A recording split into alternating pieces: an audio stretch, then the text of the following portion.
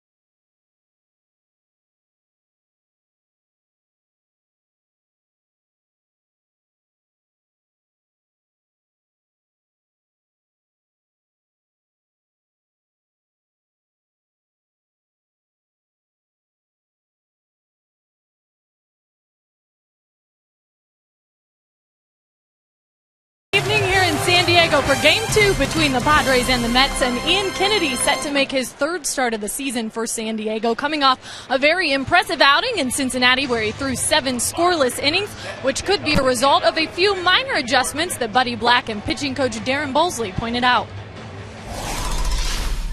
There has been a couple things that we feel strongly about that he can do that maybe he hasn't really done in the past, and those are the things that we've talked about so far here in the short term.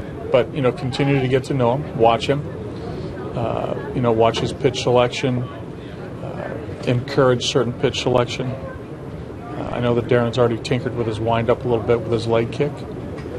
So again, I think it's just a daily interaction with a new player. That is our Geico quote of the game. Kennedy 4-0 in his career against the Mets. That's Kennedy with a K, looking to strike out all of the Mets tonight. Stay with us. We'll have first pitch coming up right after the break.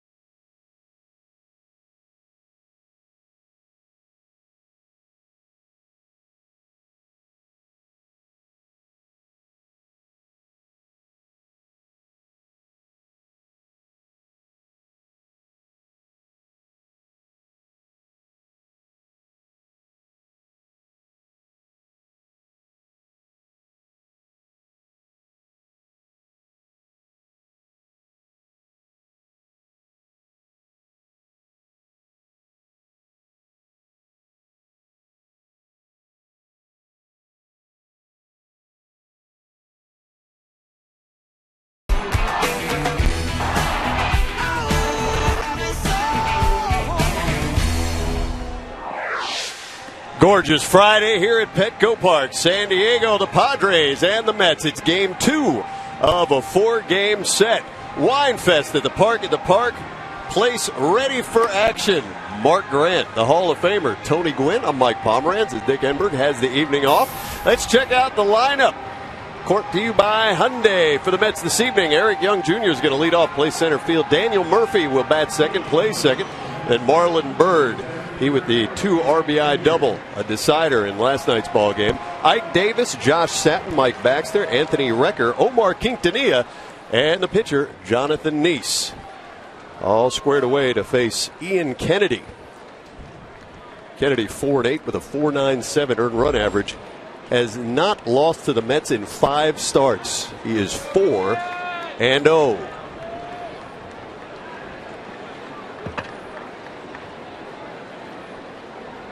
First pitch on the way. Strike one to Eric Young Jr. Eric Young at 245, couple of home runs, 19 RBIs. 0 for 4 in last night's Mets victory, a 4-1 win.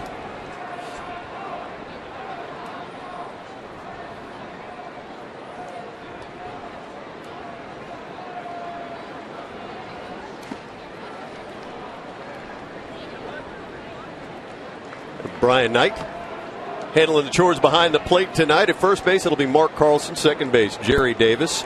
And at third base, Dan Iasonia. Davis is the chief. There's Young to Jerko.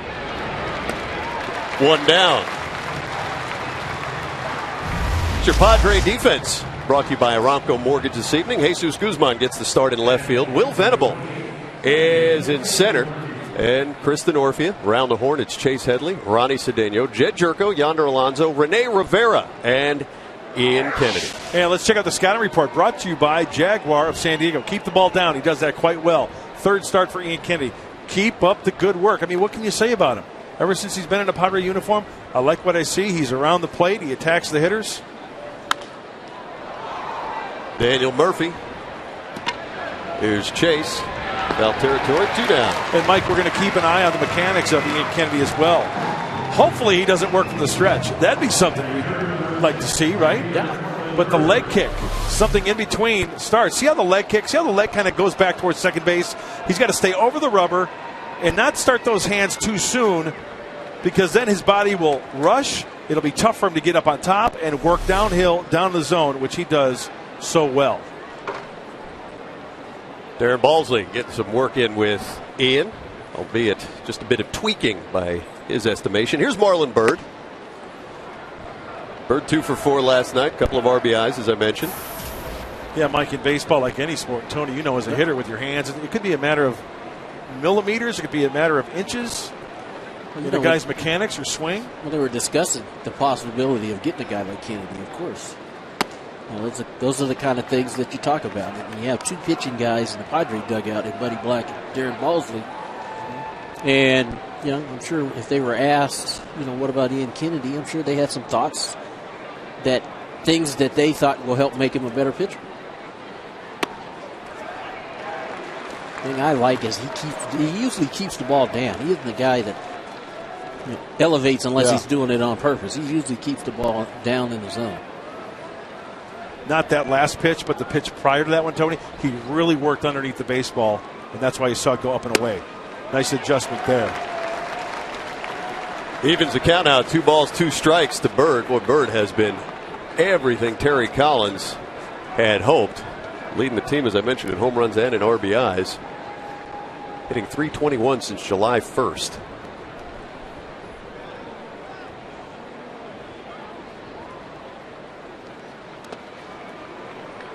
There's the Vulcan change. Have you ever seen Ian Kennedy's grip on that changeup? Have not. It's like a Vulcan grip.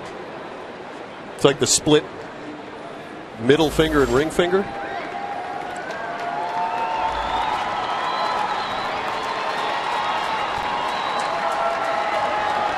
See what he offers here. Full count. Yeah. Hopefully it's a strikeout so we can show you next half inning, right? And also do up my clip-on tie here. Looks good on you. Full count pitch fouled away. You know, traditionally we talk about the circle changeup like that, right? Ian Kennedy, the Vulcan, remember Spock? Sure. Live long and prosper. I mean, this you got to have a special hand. That hurts right here. That's his changeup grip. Yeah. Vulcan. Seems like it'd be tough, especially if he gets wedged down in there a little bit. No seams. Nothing. Full count, 2 outs. And Byrd is aboard with a walk.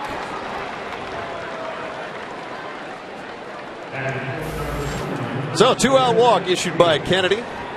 That'll bring up the first baseman, Ike Davis.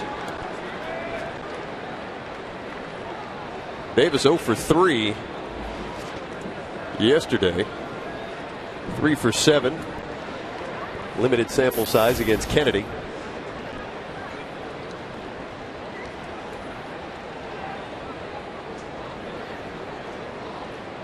Terry Collins trying to get him going a little bit. Says he's improved, but no power to show for it. Even hit and run opportunity with him yesterday, just trying to get his bat going.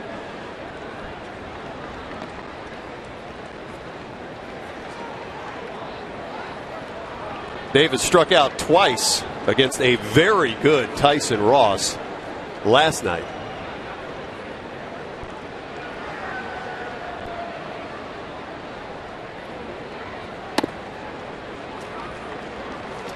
looking at those numbers, this is obviously a guy. Take a look at that high leg kick, Tony.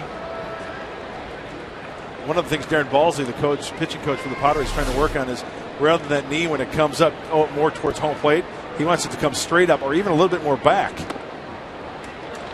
So he can get a good coil, get more of his weight going towards home plate. With Arizona, at times he kind of rushed a little bit, and that front leg would open up a little bit. The leg would come up and out too soon rather than straight up over the rubber and then explode towards home plate. Watch out for the green light here, 3-0. It might give it to Mike Davis here. 2 straight walks now issued by Kennedy. Bird now moves up over to second base, and Davis heads down to first. Josh SATIN. Well, one thing I have noticed with Ian, there's been maybe 2-3 pitches kind of working around the ball a little bit rather than staying on top. He's 3/4 arm angle, but kind of elbow dragging a little bit and working underneath it just a tad and slinging the ball rather than staying on top of it. Mm-hmm. And even though there was a man on first there, that could have been a pitch around because Ike Davis, 3 for 7, 3 home runs. That's true, too. He obviously wasn't going to give in there. 2-0, he threw him a 2-0 changeup. Wasn't going to give in 3-0. Ended up walking him. So Padres shading a little bit toward right, leaving some space there in the left center gap. There's a strike from Kennedy. Yeah, Mike, look at this. There. All that space out there.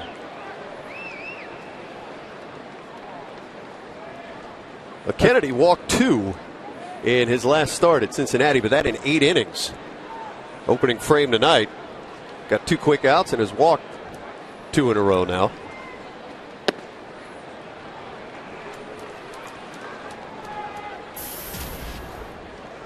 SATIN with a couple of hits yesterday. One of them, I think we're still waiting for them to rescore. Still waiting for him to change that call. But what do you have, 24 hours? Or is it... That's 24 hours. Is it? Yep. We don't know. They could have sent something to Major League Baseball. Gotcha. So in the end, at least to this point, he had himself a single and an RBI in the 4th inning last night's frame. Throw behind the runner for they had Rivera. Yeah, they did. Good throw would have maybe had him at first base. Nice save there by Alonso. Rivera comes out to shoot. This ball is in the dirt, and if it's on the line, they're going to have a chance of getting Ike Davis out at first. But that's a great point on Alonso, too. That ball sits in the corner, and we've got nothing but trouble. Yeah, it's kind of tough to do that on the run. He's coming in from behind trying to cover first base, and Rivera's trying to hit a moving target and came up a little bit short. Well, the next toss for the right-hander Kennedy will be number 20 in this first inning.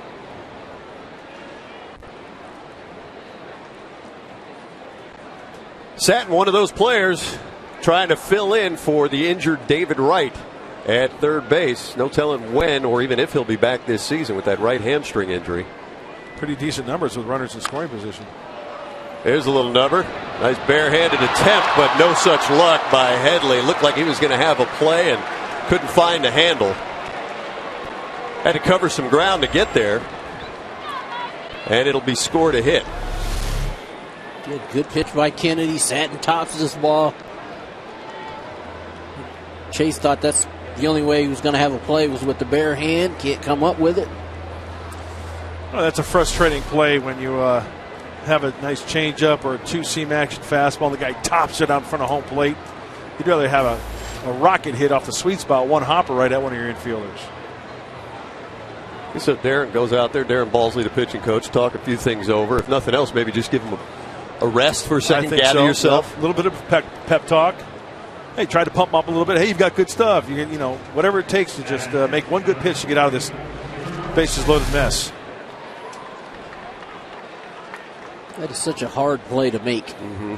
And yet these guys in the big leagues make that play look easy sometimes, but on the dead run, trying to barehand that and then get enough on the throw to first is sometimes difficult. Here's a former Padre, Mike Baxter.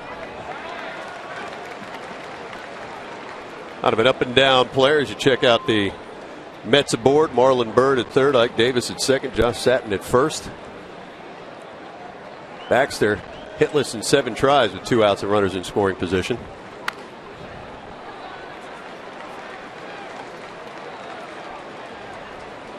I think that might be one of the first curveballs we've seen out of the hand of Ian Kennedy. No irritation, perhaps, but no damage done to this point. So Kennedy make a pitch here and get the Padres in the dugout. Change up. Was off the plate. It was. Good pitch. Good 0-2 Tough pitch to lay off, huh? Sure.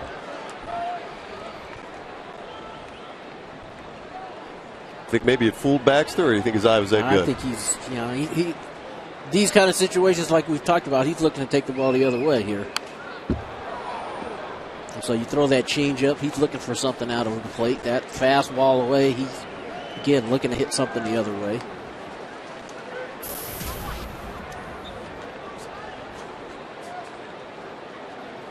Baxter just 4 hits in his last 35 major league at-bats.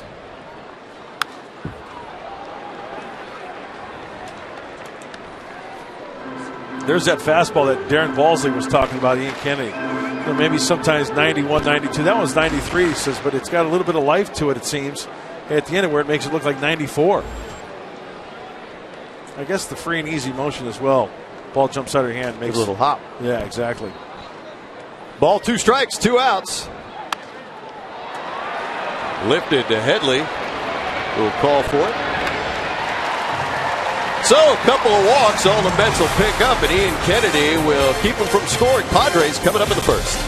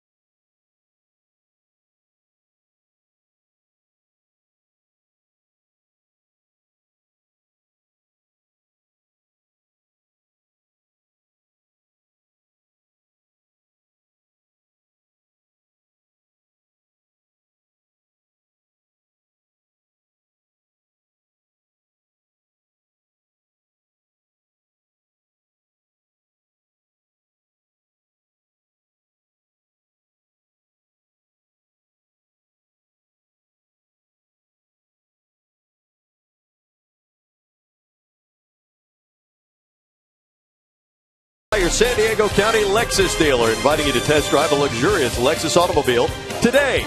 By Petco, where the healthy pets go. And by Farmers Insurance. Contact your local agent at 888-96-FARMERS. Gorgeous Friday night. Second game of a 4-game set between the Padres and the Mets. Ian Kennedy against Jonathan Neese.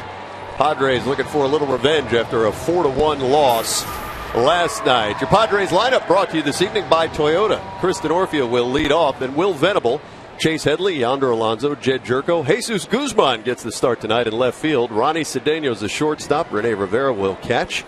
And Ian Kennedy is your pitcher.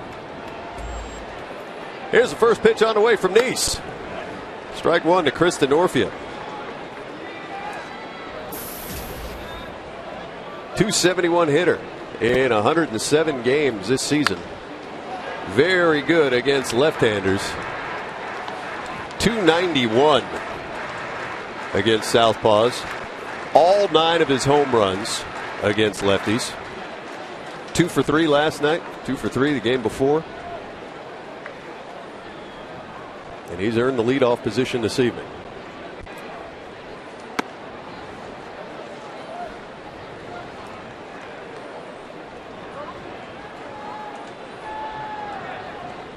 Almost a 40-point differential there between facing righties and lefties. And there he goes again, Kristen Orfia.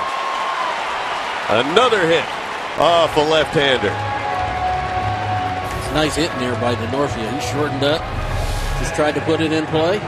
Breaking ball out in front. Slashes it right back up the middle. Quintanilla can't come up with it. You know, for that swing, it looked like he kind of felt for that. The ball came off the bat quite nicely there, sharply. Now, would you say he put a little extra effort in that swing right there, or was he just trying to put it in play? Just trying to put it in play. You can hit the ball hard and just take a nice, easy swing. Well, here's Will Venable, riding a 12-game hitting streak.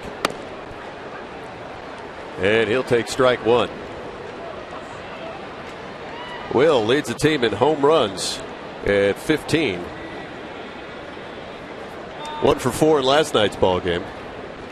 It's the longest hitting streak of his career. He, in many circles, I think almost defines streaky hitter. Yeah. And he's as hot as he's ever been. Chase Headley there on deck. And a throw over. Tony, I've asked you this before, but I ask again. Your longest hitting streak was 19 games? 25. 25? Yeah. Oh, the longest over was 0 for 19. Yeah. How ironic. That was your number. I know. You know?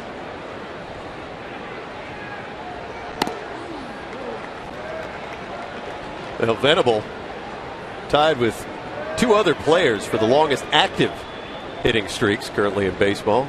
Jason Castro, Matt Holliday. Normally, we don't even pay attention to that number until it hits like 25, 30. And Yeah. then we all start paying attention, you know. But when does it get serious? Yeah. Huh?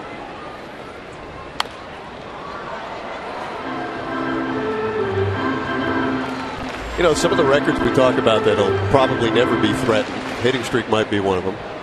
Johnny Vandermeer, back-to-back no-hitters. Hey, I thought Don Drysdale's record was never going to be broken. We saw it firsthand, Tony, we did. At Jack Murphy Stadium, Oral Hershiser. Yep.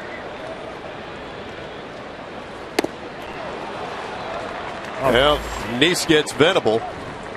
Good two-seam action on that pitch down in the zone for the strikeout. So Jonathan Neese, you know, his delivery, it's kind of a drop-and-drive delivery. Low three-quarter arm angle. He can be wild. He's not overpowering now. Can be wild. Last 5 starts, more hits than innings pitched. He's walked as many as 6. Back in May in a game, he's walked 4. Last 2 times out there, only 1 in 9 1/3 innings pitched. Good curveball right there. He goes fastball, cutter, curveball, change, and he'll top out about 92, 93. Hey, look who's in the house. Kurt Bavacqua. I don't know about that shirt, Kurt. Little Cracker Jack. What's wrong with that shirt? We're San Diego. Yeah, I guess you're right. No? I guess you're right, yeah.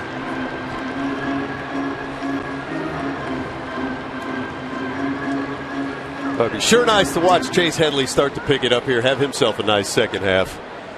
236 right now in here, 1 for 4. Last night's ball game, hitting in the 3-hole this evening.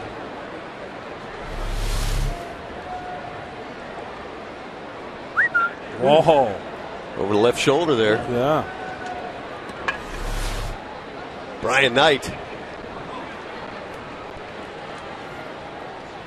No balls, 2 strikes.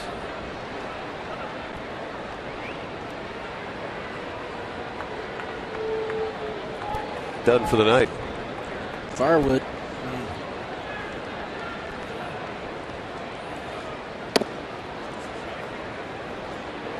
Now, Jonathan Neese, some time on the disabled list this season with a partially torn rotator cuff. Impressive that he's even back. Yeah. Exactly. But Terry Collins says, watch him and that curveball, as you had said, Mark. So he goes heater there, and he'll get Headley second out. Mets defense brought to you by Hyundai tonight. Mike Baxter in left field, Eric Young Jr., the center fielder. Marlon Byrd in right. Satin, Quintanilla, Murphy, Davis around the horn. Anthony Recker is the catcher, and Neese is the pitcher. Anthony Recker catching tonight because last night's catcher, John Buck, is now officially on paternity leave. So Nick Hundley and his wife Amy welcomed their first child into the world yesterday, and today John Buck is a father again.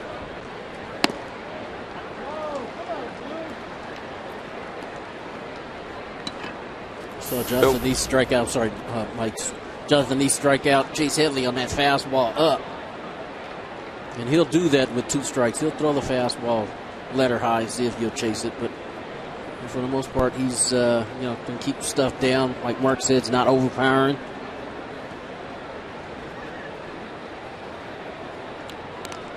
Well, for the Padres, we talked about it, guys, in the open, that they have got to start reducing these strikeouts. We talked about it in cases of runners in scoring position, which is not the instance right here, but 15 strikeouts last night, 2 so far in the first inning tonight. Yeah.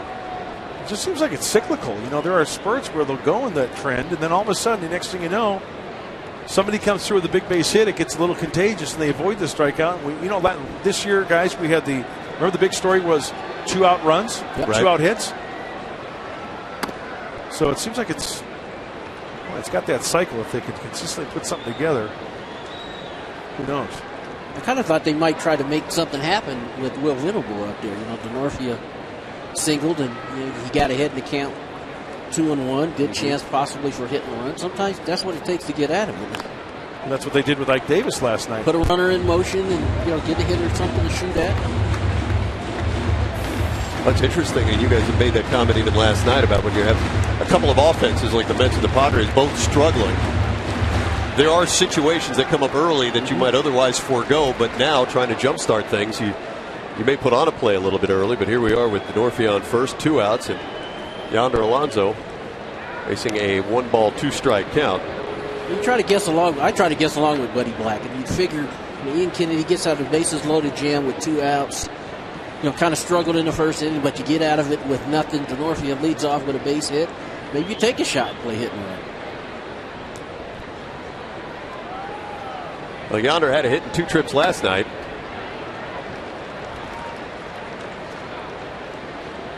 Also walked a couple of times. But hitting .292. Not the power, I think, that he's been wanting yet, as you see Jed Jerko waiting on deck. I think at this point, Buddy Black will take a single. Oh, absolutely, yeah. Jonathan East thought he had Alonso struck out right there. A little inside slider, cutter.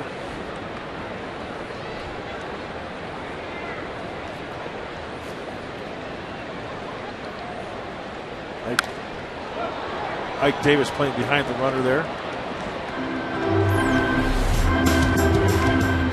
See the numbers on Alonso this season as it's moved on. May 1st, hitting .292 with 3 home runs. July 1st, .284, and he had a total of 6 home runs. August 1st, still 6 home runs. Tonight, still 6 home runs. And he's gone there on strike. So Nice gives up the leadoff single to DeNorfia, then strikes out Venable, Headley, and Alonso in order. Top of the second when we come back.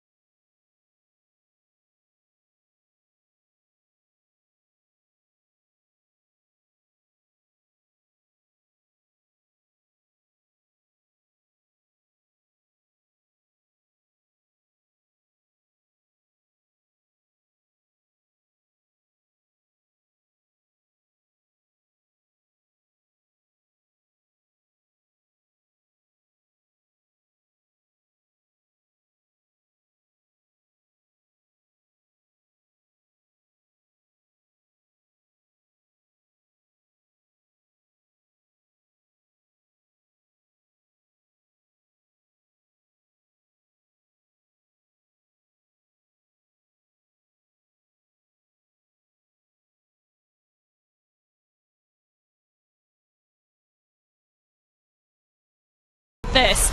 Earlier today, what a start for the East Lake Little League All-Stars from Chula Vista. Opening play in the Little League World Series, and Grant Holman absolutely raking. Pitched a no-hitter. How about that? And the payoff, a 3-0 victory for his team in 7 innings as they were scoreless through 6, and they advanced to play Sunday at 2 p.m. Eastlake now 19-1. This team, of course, the first team to qualify for the Little League World Series here from San Diego, guys, since Parkview in 2009. But how about that? A no-hitter, really, to start off play? It can't get any better for that young kid. Awesome. Congratulations to the entire team. Hey, Tijuana, by the way, Tijuana beat Australia 12-0 yesterday in the World Series. That ball hit very well to left center field. Toward the wall, off the wall. Venable will flip it in, and Anthony Recker has a leadoff double for the Mets. Well, when we saw Ian Kennedy throw in Cincinnati, it was that one hanging changeup to Xavier Paul that tied it up at 2. He was hitting his spots with regularity. That pitch, a fastball leaks, and Recker sent his left. You could tell it was a big mistake because the way the defense was playing, they were playing him to go the other way a little bit in center field. He pulls that ball out in front of it for his 6th double of the season. So Recker, who is a late add to Terry Collins' lineup when John Buck went on maternity, or I should say paternity leave. That would have been a first. That would have been an odd one. Never see that one on the transaction or injury report, but Terry Collins. Tell you what, we'll create new lists every day here. So congratulations to John Buck. Recker aboard. Here's Omar Quintanilla. And this light hitting shortstop drops one in front of the right fielder, DeNorfia. And Recker moves over to third base.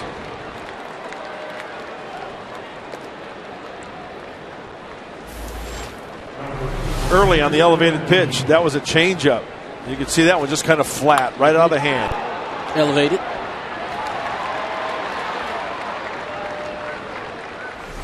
So the Mets, who've had trouble scoring runs, 2 for 3 tonight with runners in scoring position. Last night, they were 2 for 4. Now Ian Kennedy's got to make an adjustment. Hitters have to make adjustments. This is where you try to throw in maybe the shoot tops of your catcher. Got to get that release point down. Hopefully get a grounder here. Or if he bunts him over to second base here, a quick out, maybe get the lead runner. Strike one and runners hold. Neese is a .217 hitter. I would think it's a straight sacrifice here, trying to get Quintanilla to second base. Eric Young and Murphy an opportunity to drive in a run. Well, a surprise from Terry Collins. Tim Teufel, former Padre, former Met. Flashing the signs. What the Ricky Vaughn's going on with those glasses down there? Got the cool guy shades going. Here's the 0-2. Denise. Nice block. Oh, we saw Rivera do that a couple of times for Tyson Ross last night as well. That's a great block right there. Not only preventing the run, of course, but keeping that guy at first base. Look how short this comes up to home plate, and he just smothers that. Great technique. Keeps the ball right in front. You see last night's starter, Tyson Ross, threw a nice ball game. That was fun to watch, wasn't it? Sure was. Yes, he did. So Neese unable to do the job and help himself. He goes down on strikes for the first out of the inning. And Recker and Quintanilla will have to hold at first and third. Well, here's a shocker. Dodgers played today. Let me guess. They won. At Philadelphia, 4-0. 41-8 in their last 49 ball games. Here's Eric Young Jr.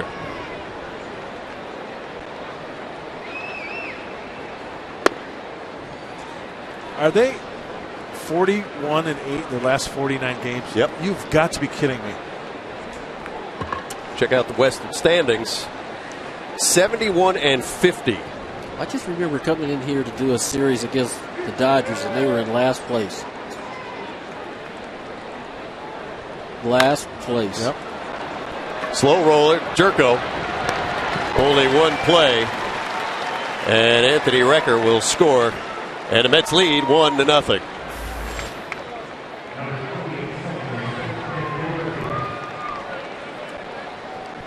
So Quintanilla moves over to second. Eric Young Jr. able to push a run across. And the Mets have the first run tonight.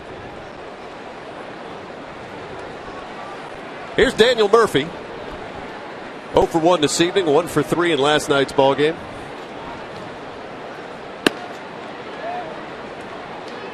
Oh, 37 pitches now for Kennedy.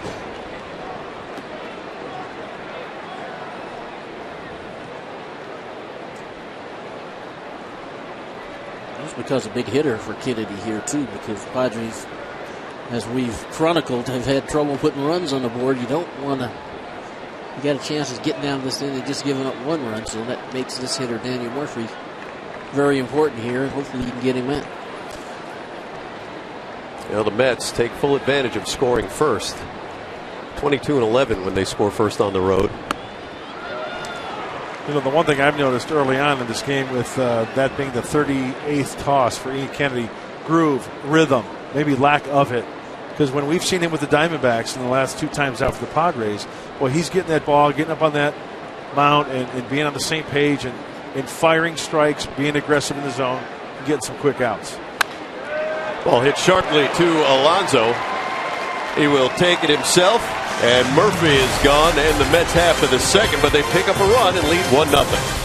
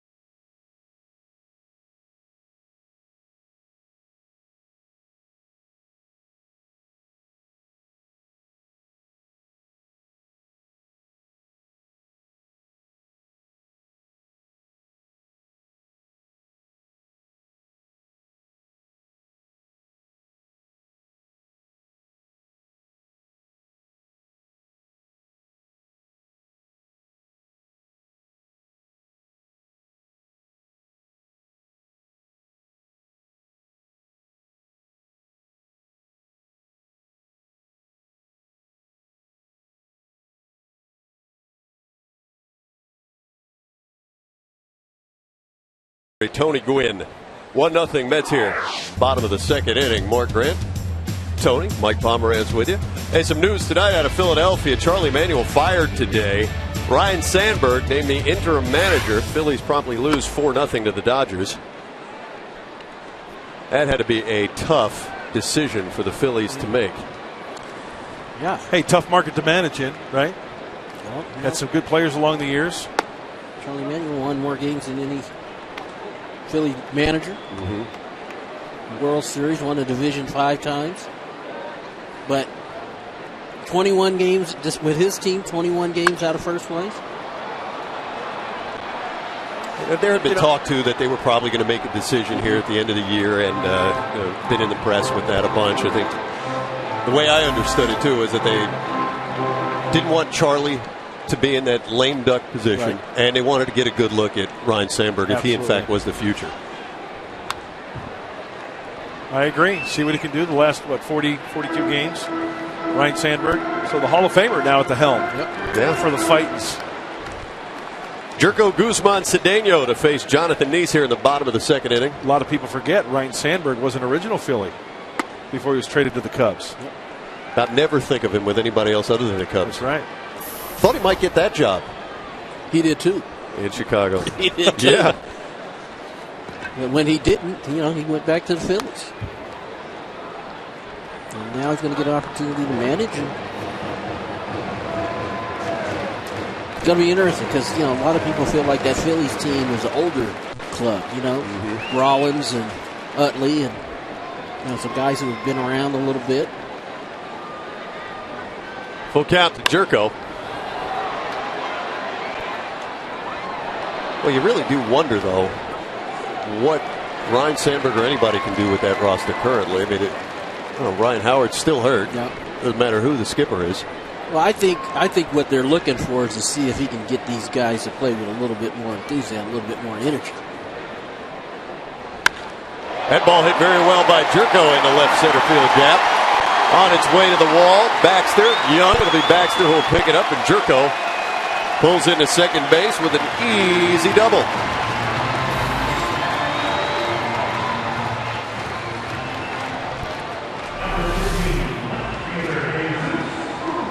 Looked like a changeup in the middle of the plate. Nice and crisp. See that barrel stay in the zone. Oh, you gotta love that sound. Smoked it. Nothing better than hitting the ball squarely. So Jed fighting back after an 0-for-4 evening last night. 3 strikeouts. He leads off the Padres second with a double. And here's Jesus Guzman.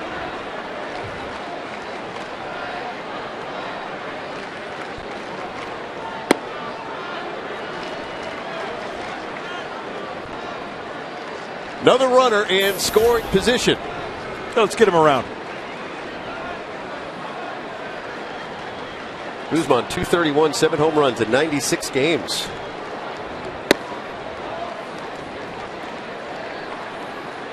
He knows what's going on. He knows Guzman's trying to get that runner over to third.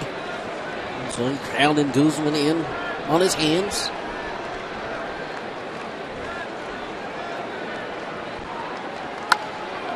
Look out. Like he was really working to shoot that the other way, huh, Tony? Tried to.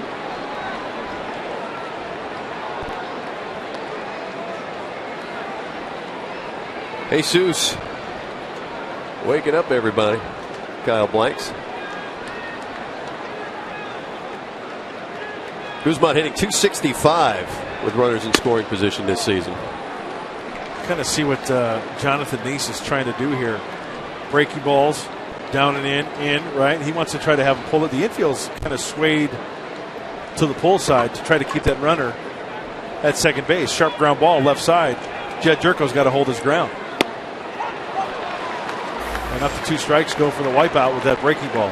Yep, able to get that one past Jesus Guzman. So one Padre is out as Jed is left there still at second base. Our Saquon Vacation strikeout stat tonight. Jonathan Neese, strikeouts per 9 innings. His last 3 seasons. Each year going down. So far this season, 5.86 strikeouts per 9 innings. But again, pitching at least part of this year with a damaged rotator cuff. Ronnie Cedeno.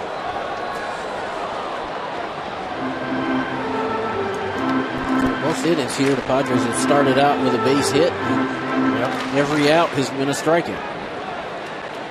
He struck out the side, struck out Rendell, Headley, and Alonso in the first. And after the double by Jerko, strikes out Guzman. Boy, he is not afraid to come inside there, Neese. These right-handed hitters. You know what he seems anyway to have some confidence in that fastball for a guy with the the shoulder injury. Yep. He's a big man, isn't he? 6'4", 215. That's a good pitch. Pitcher's pitch right there. You could pound that inside corner like that. That makes your breaking ball better, your changeup better. Oh yeah, you get that fastball in the back of your mind. Now he throws that changeup down and away. Breaking ball down and in. A little cutter. Recker can't hang on. So Cedeno will have another crack at Nice.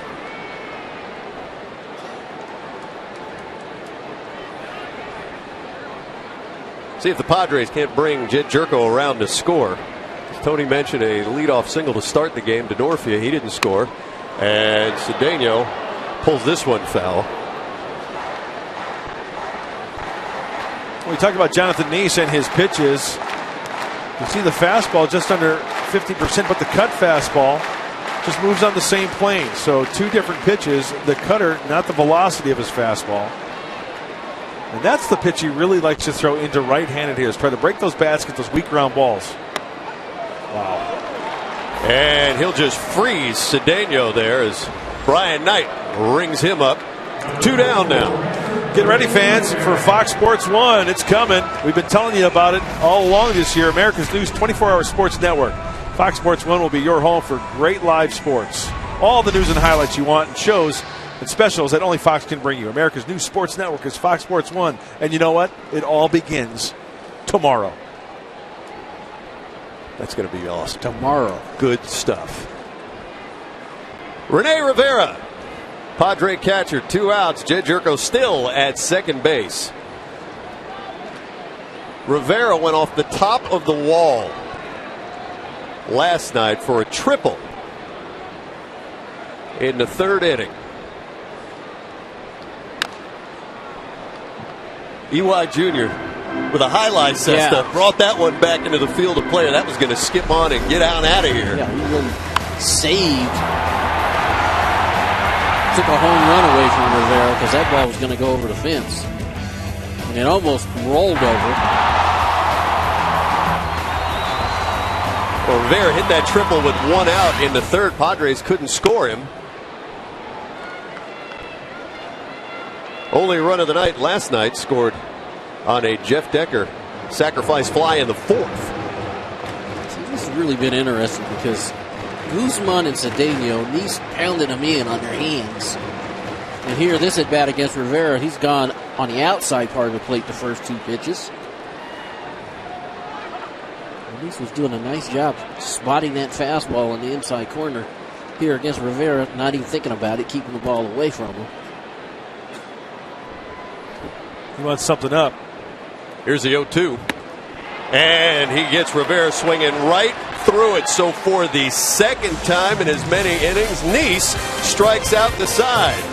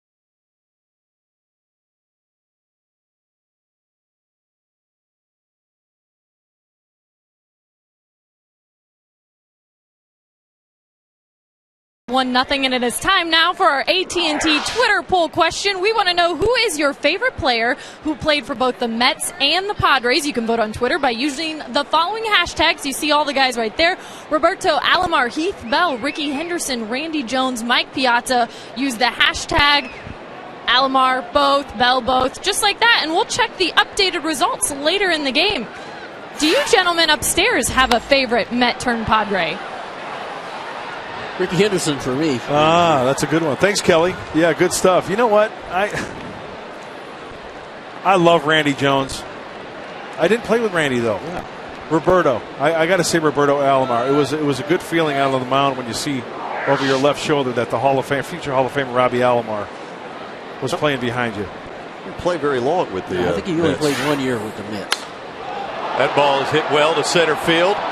Venable back. Marlon Byrd has done it for the Mets.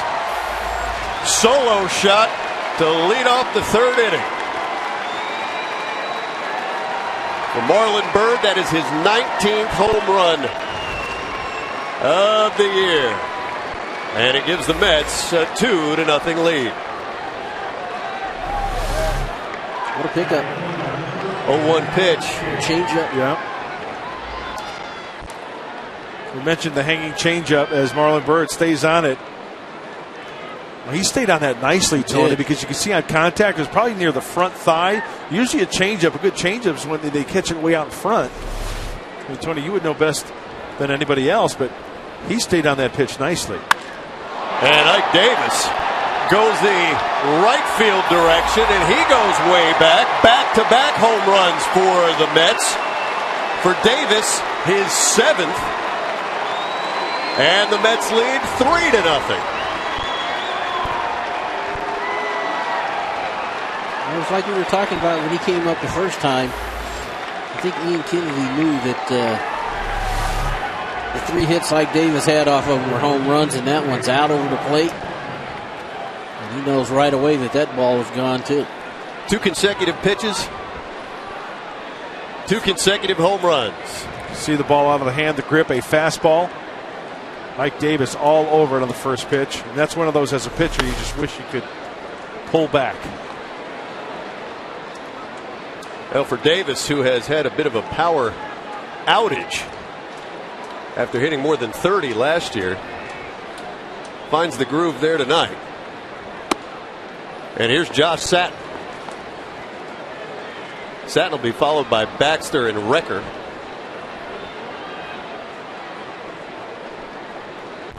Second time this season the Mets have had back-to-back home runs.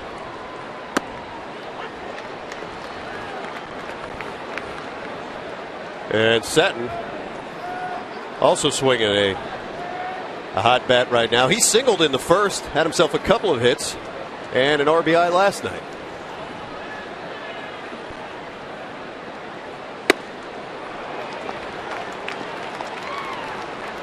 The changeup right there.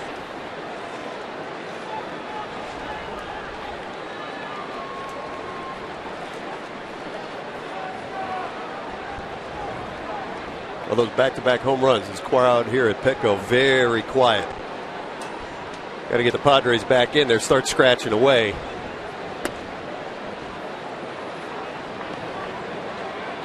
What is it with Marlon Byrd? Like you had said last night, Tony, almost kind of resurrecting his career, 35 years old. Didn't know if he'd have a job, he said, coming into this year. Terry Collins and the Mets gave him a chance. Yep. And that ball hit well to center field. Back goes Venable. Nice running catch. Well, that looked like it might cut and give Venable a little more difficulty, but he's able to reach back and glove it. 1 down. Good jump right there by Will Venable. So that inside outs that ball to right center field. Venable got a good jump on it, was able to run it down. Did you notice that ball leaked right down the heart of the plate? He wanted it down and away from Rivera. This ball almost goes on the opposite side of Will Venable. That's what happened to him in Cincinnati. And the ball hit to right field. Turned him around a little bit, huh? We're talking about Marlon Byrd. But sometimes you just need opportunity. Mets gave him an opportunity. They were Not real happy with the outfield that they were throwing out there. Signed him, gave him an opportunity, and it's going to be interesting to see what happens here in the future. 19 home runs, 65 RBIs. Done a nice job defensively for him. And Collins been impressed. Bird with time in Philadelphia, Washington, Texas, Cubs, Boston. Well traveled. Ball 2 strikes now to Mike Baxter, who is 0 for 1 this evening. Just returned to the club August 3rd. Wraps this one foul.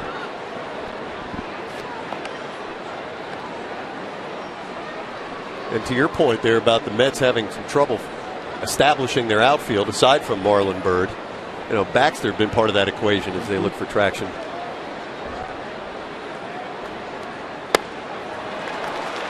And Kennedy will get Baxter for the second out of the inning. Ian Kennedy knows that's exactly where he has to be with the changeup. He can't leave it hung over the plate. They're going to take some whacks at it. Mets hitters this inning getting extended a little bit. And that's an adjustment on that changeup there. So here's Anthony Recker. Doubled and scored in the second. If you're just joining us, Recker pressed into service late. It was John Buck, originally scheduled to catch tonight, but he is a father again, so he goes on paternity leave. And Anthony Recker gets the start.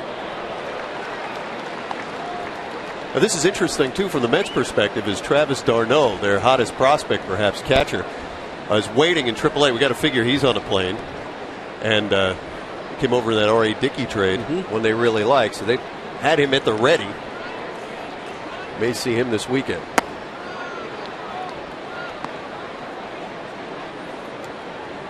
d'Arnaud was going to be there. They envisioned him as their starting catcher to begin the season.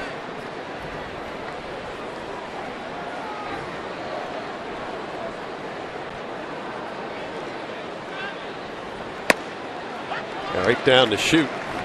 And Kennedy evens the count at 2 balls and 2 strikes. d'Arnaud getting 300 in the minor leagues. Had a little foot injury in early April. Just came back late July.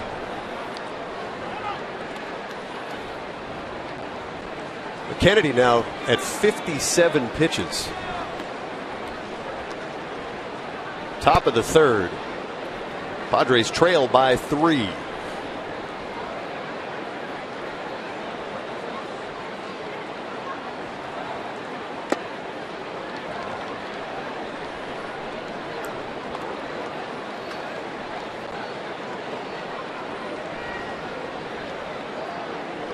Record just a 170 hitter. A little bit of pop though. 5 homers. Well, hold him at 3 here and try to find that groove, because that start in Cincinnati we talked about when he gave up the pinch hit home run. He retired at one stretch 16 in a row. I mean, he was getting it and firing, hitting his spots. See the pitch breakdown for Ian. Tough work in the first. And 20 so far here in the third.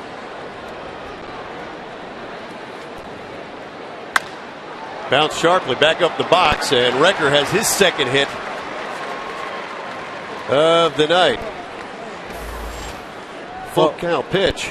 Yeah, Mike, when you don't throw 98, 99, look at that. You see Rivera? He was set up inside. Ian just didn't get it in there. It leaked over the outer third, I should say. And once again, Recker gets extended. Ground ball to the center fielder.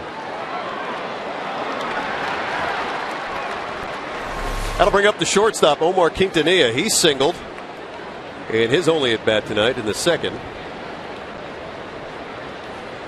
Hitting in the 8th spot for Terry Collins. Swing through the first pitch he sees. Giants beat the Marlins 14-10 tonight. Mentioned the Dodgers win again, 4-0 over the Phillies. Pittsburgh over the Diamondbacks 6-2, and the Rockies over the Orioles 6-3.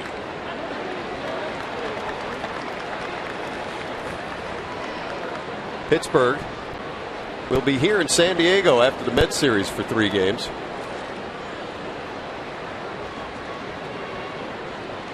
Jonathan Neese, Marlon Byrd.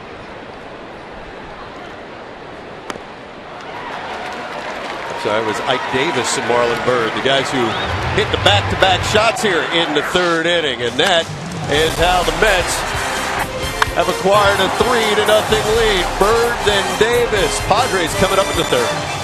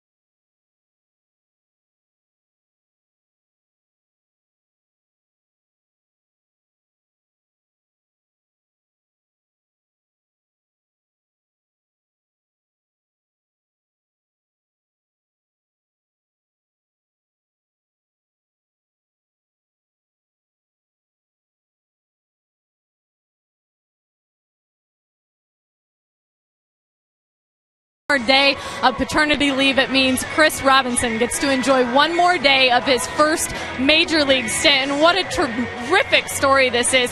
Chris Robinson said he's been waiting 9 years to make that call home to his parents, let him know he was in the bigs. He called his wife Amy after he got the call, and he said, hey, can you put our son Griffin on FaceTime, is what they were doing. And so Griffin moves over and he goes, buddy, your dad's headed to the big leagues. And his wife Amy jumps back in front of the computer and says, what? Are you kidding me? So exciting. He flew his mom, his dad, and Amy all in tonight from Canada, guys. A Canada boy. How awesome. That's fantastic. Understand his mother, we're told, is celebrating a birthday. Nice. Nice timing. How about that for a birthday present? Great story. Congratulations. And what a nice young man. Had the chance to meet Chris before the game around batting practice and just smiling ear to ear. He said, even if it's one day, you know, he said, I really thank Amy and Nick Hundley for this opportunity. Well, maybe he'll get a chance here sometime tonight and incorporate him into this ball game. With one out, here's Chris Denorfia. He'll be followed by Will Venable against Jonathan Neese. In this conversation, you may have seen Ian Kennedy, a little flare out to second base. That's the first out of the evening that Neese recorded that was not via the strikeout. 6 of the first 7 outs, all strikeouts. This coming after 15 strikeouts for the Padres in last night's ball game.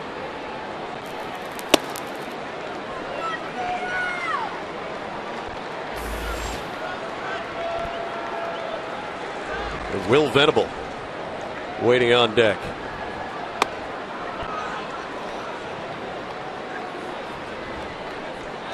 What do you see from Neese? I mean, aside from what you're not afraid to pitch in, staying out of the heart of the plate. He's got, you know, a groove, something Ian Kennedy hasn't really found yet.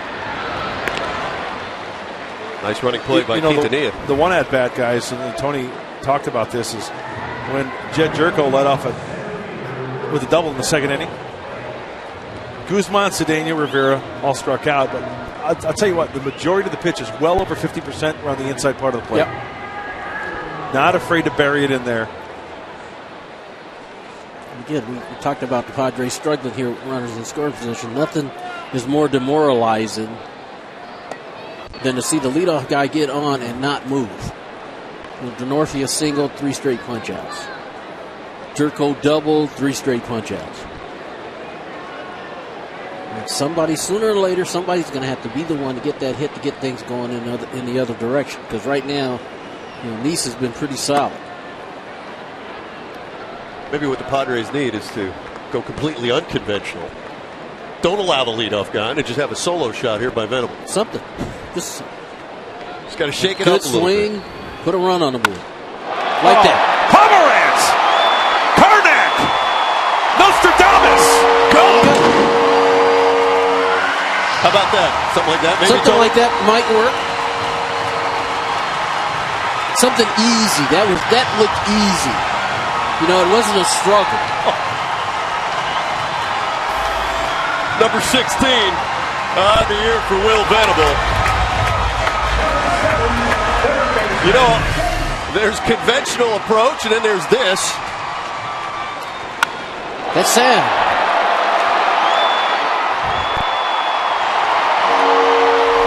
Now that fastball in.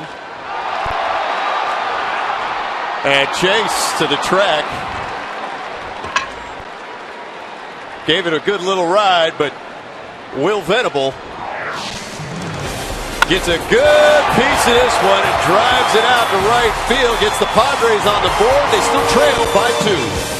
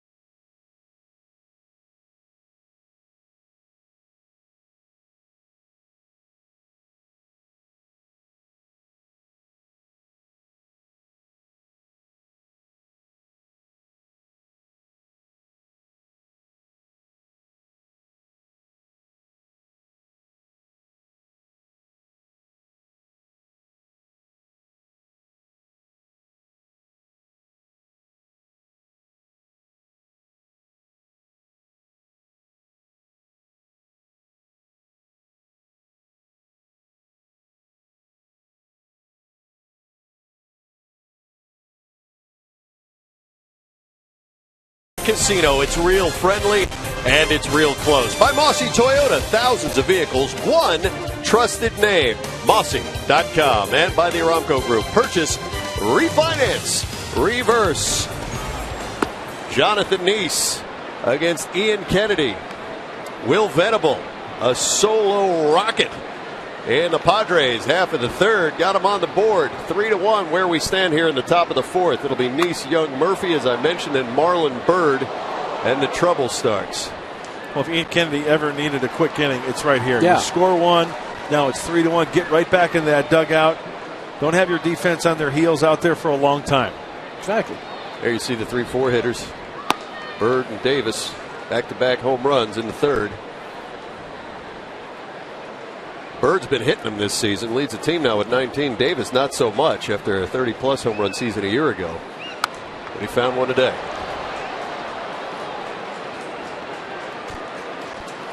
Nice struck out in the second. Comes in at 217. Now at 208. 2-2.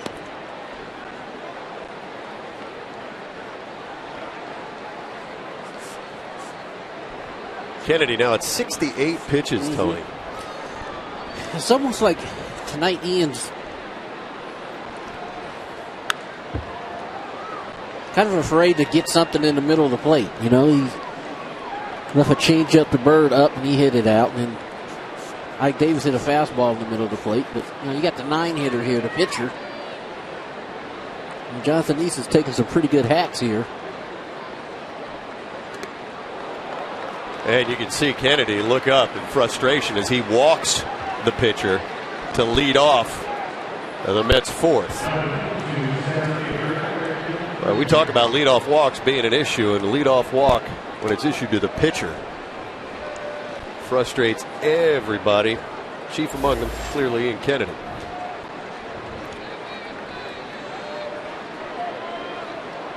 That'll bring up Eric Young Jr. 0 for 2 so far tonight, 0 for 4 yesterday. Headley in at third.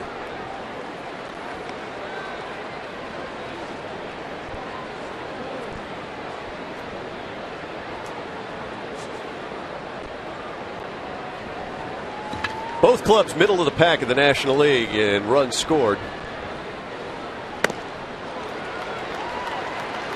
So as we've been talking about, Tony, both will look for any opportunity to push something across.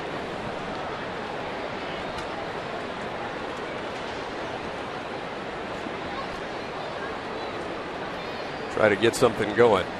And Ian Kennedy needs a 2-ball. Working up in the zone there. Got to work down. Eric Young Jr. is grounded into 6 double plays this year. Number 7 would be nice here. I mean, comrades, you called it. Call another one. You got some good Powerball numbers. What, give you something for over at Del Mar and then Wall Street if I were any good. I just like the way Venable swings it, especially here. That's good. You know? And he's been about as hot as any hitter on the Padres, certainly, since the All-Star break. One of the best hitters in the National League in that time. Glad to see him get us going here tonight. Solo shot, 3-1 Mets. Neese, the pitcher, walked. He's at first. I thought that was going to be one of those fisters down the third base line, just over the bag for extra bases. Thank goodness it goes foul.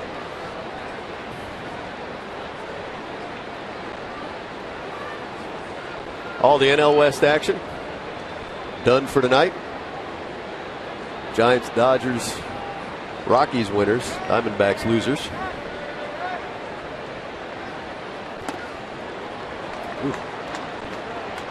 Again, he got ahead of Young pretty quickly, and now the count's 3-2. So I suspect that Padre bullpen going to start scurrying around here in a minute. Kennedy been sharp his last time out, just 2 walks in 8 innings against the Reds. And he gets Eric Young to strike out, 1 down. The America's News Sports Network is coming tomorrow. It all begins with an epic night of premiere, beginning with a UFC fight as Shogun Rua takes on Chael Sonnen, followed by the news and highlights shows fans have been waiting for. Fox Sports Live. It all begins tomorrow only on Fox Sports 1. Tune in, don't miss it. Looking forward to a lot of those special shows they've got planned, in addition to all the great highlight work.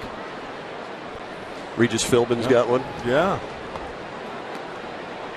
Daniel Murphy 0 for 2. 274, 9 home runs. Hitting second for Terry Collins this evening.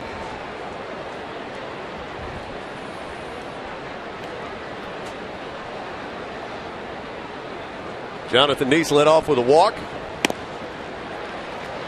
Eric Young struck out. Boy, the next pitch will be number 80 for Ian Kennedy.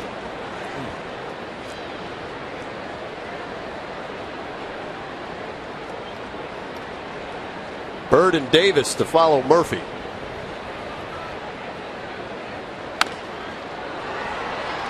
Here's how I try to put that in perspective. When a pitcher's out there and the pitch count is up, Ian Kennedy's recorded 10 outs. It's taken 80 pitches to get 10 outs. Hey, kind of scuffling tonight, right? Need to find that groove. Everybody's been through it. That's why you got to keep battling. They've got a chance to hold this team here. But that ball is hit pretty well by Murphy. If it's fair, it's gone, and it is. Home run, Daniel Murphy, a 2-run shot. 5-1 New York.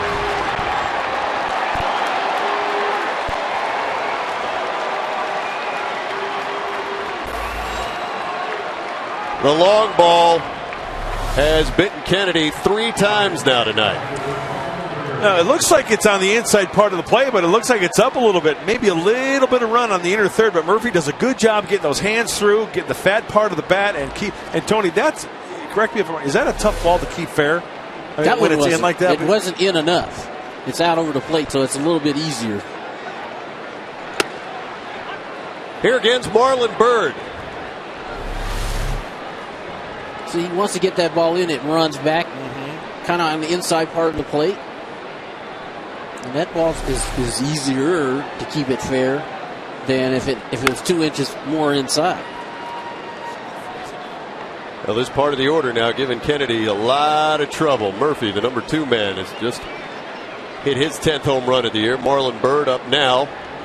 Solo shot in the third. Ike Davis, who will hit next, followed Byrd. Also with a home run.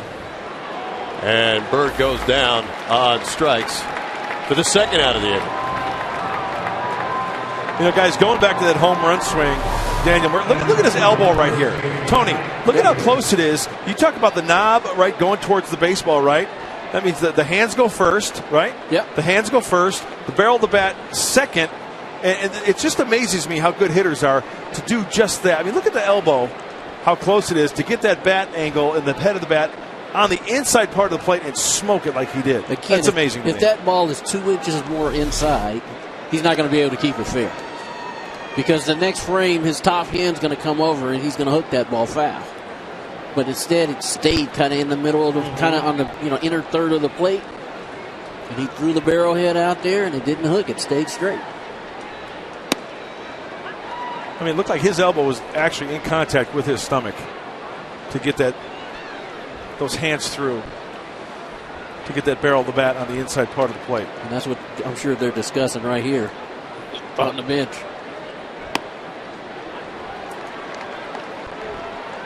Ball 2 strikes now to Davis.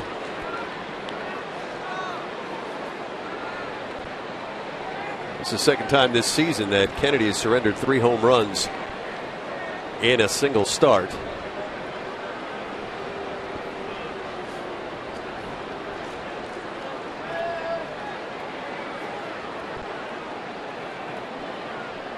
Five runs on 7 hits right now for the Mets. 1 run on 3 hits for the Padres.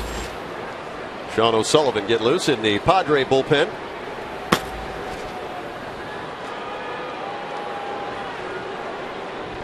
For the Mets, it's the 3rd time they have had 3 home runs in a game at Petco. This ball rolled to Alonso, and he'll take it himself. But the damage done. Daniel Murphy, a 2-run shot, and the Mets lead 5-1.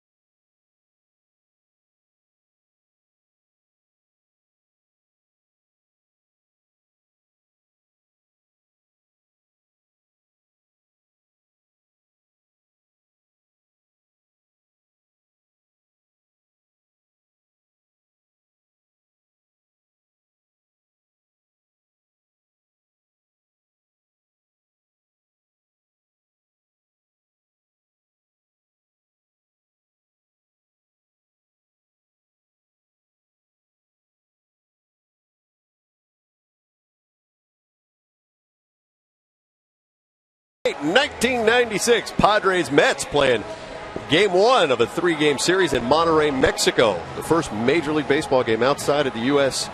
or Canada. Must have been a lot of fun. I remember that, huh? yeah. Fernando pitched that night. We played the Mets and we were leading. He pitched 7 shutout innings. I bet you with Fernando on the mound, it was electric. Oh, it was. It was. He got a standing ovation. Monterrey, Mexico, we led. I think he came out of the game. We were leading like 12-0. And Fernando was dealing that night.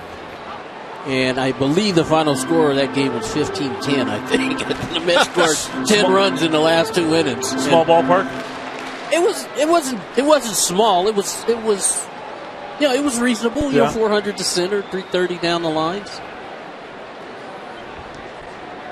Alonso Jerko Guzman to face Nice here in the home half of the 4th.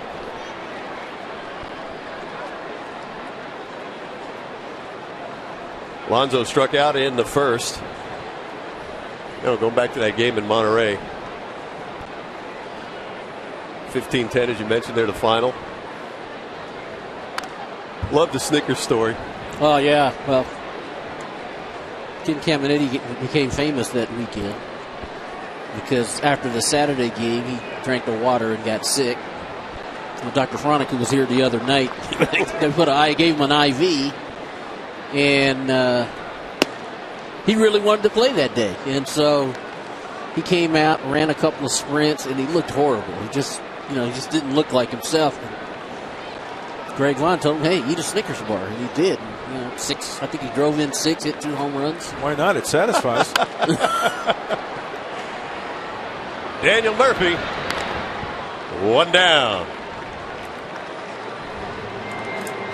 Oh, he was some kind of hitter too, Ken Caminiti.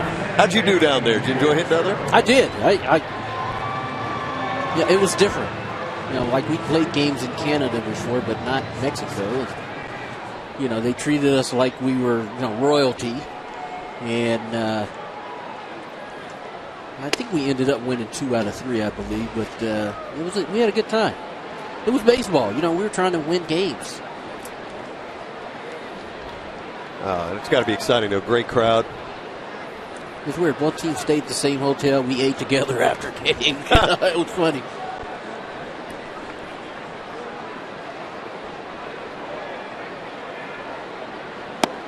You get down there much? Watch any baseball since? Or? No.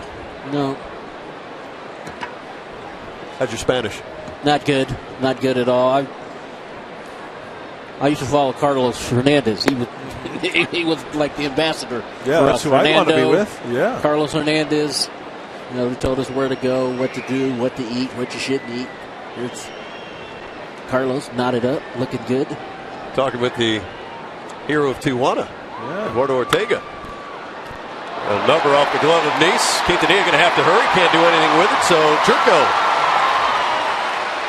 is aboard.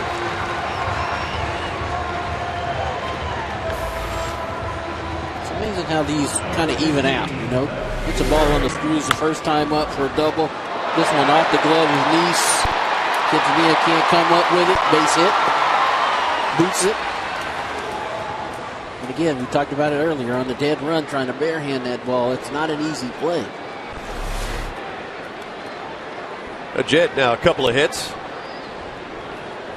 Now we saw Chase have a little trouble with that one too. A little bit of dew on the ball, perhaps. Jesus Guzman.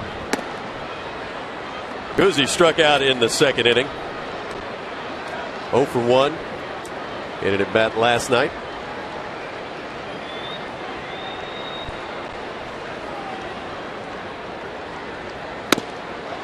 Once again, cutters inside to the righties. Fox Tracks brought to you by our friends at Nissan on that one. But Nice, that's been one of the go-to pitches tonight. Nice in his career against San Diego, 2-2. ERA just a shade over 2.15. You know what, Tony? Shades of Al Leiter, another lefty who pitched for the New York Mets with that cutter into the righties. Lower arm angle from Nice. Yeah. Leiter was more over the top a little bit. Leiter had a little bit more velocity, too. There's that cutter again. Padres saw Nice on opening day in New York. He went 6 2/3, a couple of runs. That seemed like 3 years ago. Doesn't it? Seems so long ago. Took the lid off this season. That rotation didn't have Harvey in it yet, right? That's right. Didn't have Wheeler in it Wheeler. yet.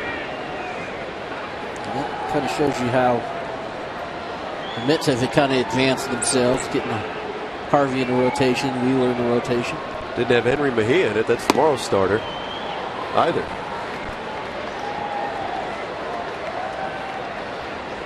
There's Mejia. He's 1-2. ERA at 2.22. Pleasant surprise for Collins. 3 balls, 2 strikes, 1 out. And Guzman draws a walk. That's the first one issued by Nice tonight. Mike, you posed the question to me earlier, what do I see in Nice, right? Cutters into the right, he's hitting the spot, staying out of the heart of the plate. Well, made a mistake to Venable. He capitalized on it. This is where the Padres need to capitalize on one mistake. Hopefully this inning, this at bat, one mistake. Just one.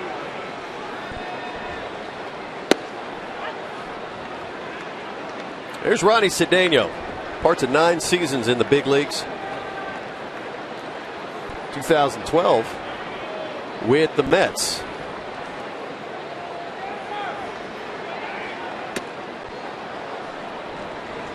A two-seamer away. Everything's been cut. Two-seamer away. And Cedeno has done a nice job defensively since being with the Padres, hitting .263 into tonight's action. And here's a bouncer to third. One play for Satin. He'll get Cedeno.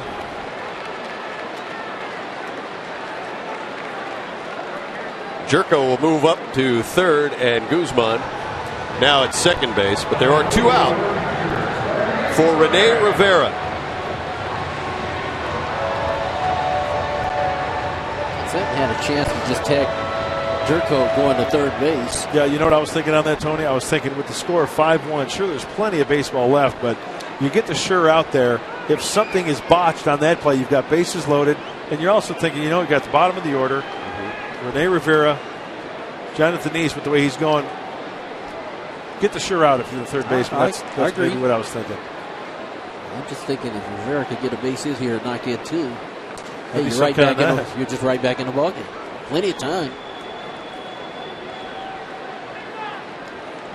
And again, you need somebody to stand in there and deliver with guys in scoring position.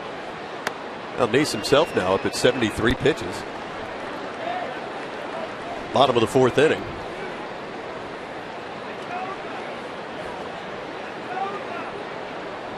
Don't know how long the Mets want to tax that arm anyway, since he's off the disabled list. And their bullpen is about middling in the National League. So see if the Padres can't do a little damage here and get into those extra arms a bit out there. Remember, the Mets are without their closer, too, with Bobby Parnell. He's hurt. So it's an all-hands-on-deck situation out there. But you got to get past Jonathan Nice. Yeah, since Nice has been back after that rehab, he's thrown as many as 106 pitches. Coming back after 103, 106, and then kind of scuffled a little bit, 56 in 3 1/3 at Atlanta. Last time out, 83. Take a 3 2/3 spot right now and sitting at 74 pitches. But I think we can tell on both sides this game's going to go to the bullpens. That ball hit very well by Rivera left field, but Baxter is there, and the Padres are gone. They trail by 4.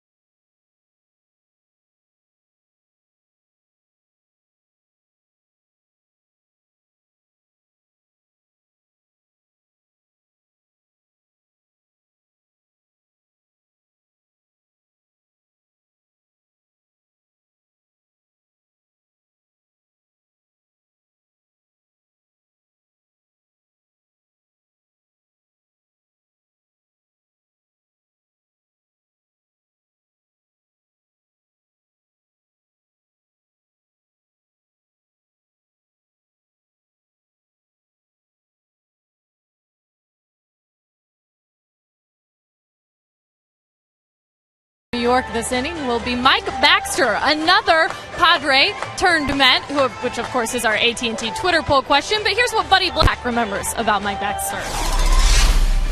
You know, he was a guy that always was in tune with the game, was thinking the game, was always ready. Didn't have to worry about backs on the mental side. He was always locked in. And, you know, and there are times when he's swinging the bat well, you feel really good about the at-bat. I like Bax. He was a good Padre, and I'm sure the Mets are happy to, have him back up. So Mike Baxter scheduled to hit second in the inning. Josh Satino is leading things off here against Ian Kennedy in the top of the fifth. Mets up by 4. Satin, Baxter, Recker.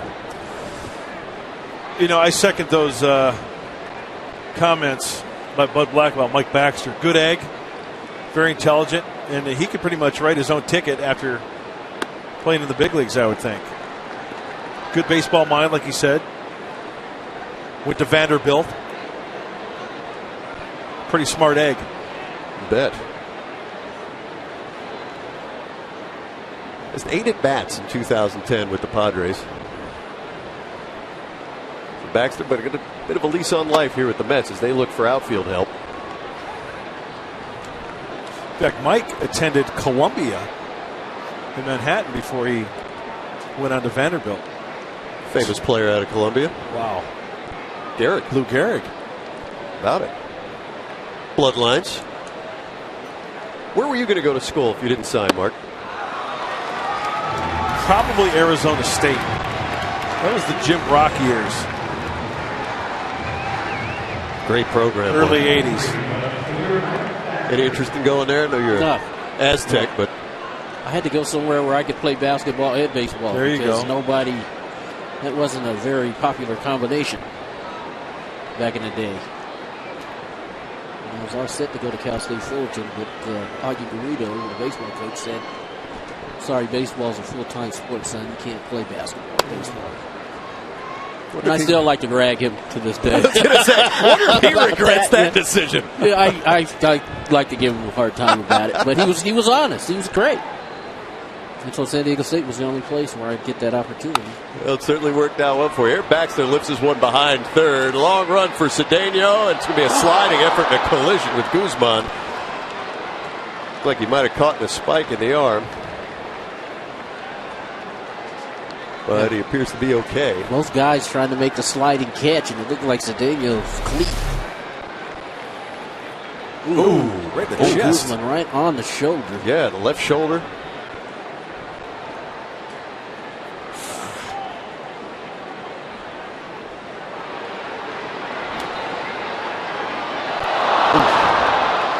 You could see the face that Cedeno even made there after Guzman grimaced. And oh no, just felt like something's wrong. Both men okay though. Cedeno back at short, and Guzzi back in left.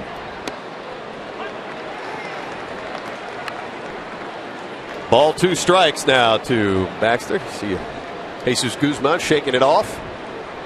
It's going to leave a mark.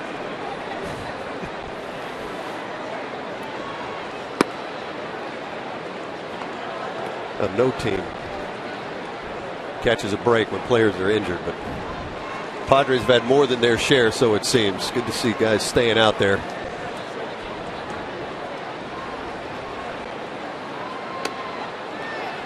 And Baxter will go down looking. Second consecutive strikeout for Kennedy.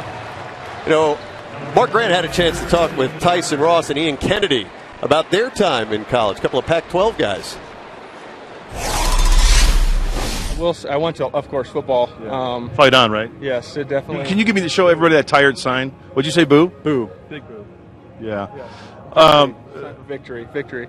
And hum that tired song that they play after, like they get 3 yards on a rushing play. Da, da, da, da, da, da, da, da. Okay, I can already hear it. Those guys were great. Yeah. I could not thank them enough for taking time. That was like an 8-minute interview. We were planning on going like maybe 3 or 4. Yeah, they reminded us about that today. Like, is Grant have any trouble with his clock? Like an hourglass. It was great, though. It's kind of hard on Ian there about SC, weren't you? Yeah. I was hard on Tyson Ross about Berserkley, too. I got on him a little bit. Good sports, though, you know.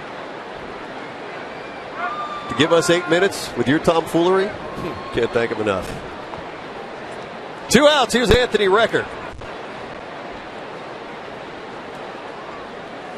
Recker got a double and scored in the second and a single in the third. Count now even, 2 balls, 2 strikes. Recker just his first big league hit coming August of last year. Pressed into service, John Buck, the Mets' regular catcher, a new father today. Ooh. No word on Nick Hundley returning. Nick is also on paternity leave. He and his wife Amy had a daughter, their first child, yesterday. Gets 3 days if he wants it. And Kennedy walks Recker.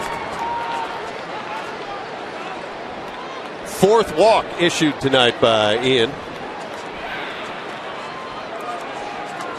So a 2-out walk will bring up Omar Quintanilla, and Buddy Black is going to try to make something happen here. Double switch as Alexi Amarista trots out to the infield and Ronnie Cedeno trots off. Pitcher coming in from the bullpen. And Buddy goes to complete the task by heading out to the mound and take the ball from Ian Kennedy. Slap on the back. Back with more action here in the 5th as the Padres trail by 4.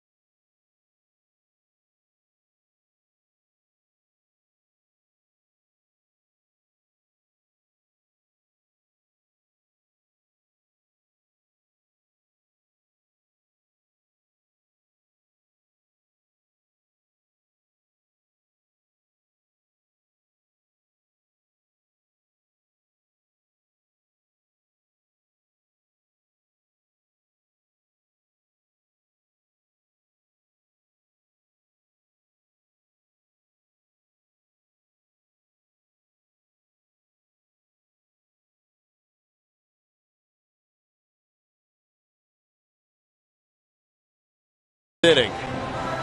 Let's talk things over. Ladies having a nice chat, explaining to the lady on the other side why the Padres and how they're going to come back in this one. Yeah, need to get some smiles on those Friar faithful faces. Cole Hines, the new Padre pitcher, and he'll face the left-handed hitting Omar Quintanilla. And in the pitcher's slot, slated. There are 2 outs. Ian Kennedy departing after striking out Josh Satin, Mike Baxter, and then walking Anthony Recker. And Quintanilla greets the lefty with a single to right field. So Hines comes in to face the lefty, can't get him. And the Mets have runners at first and second.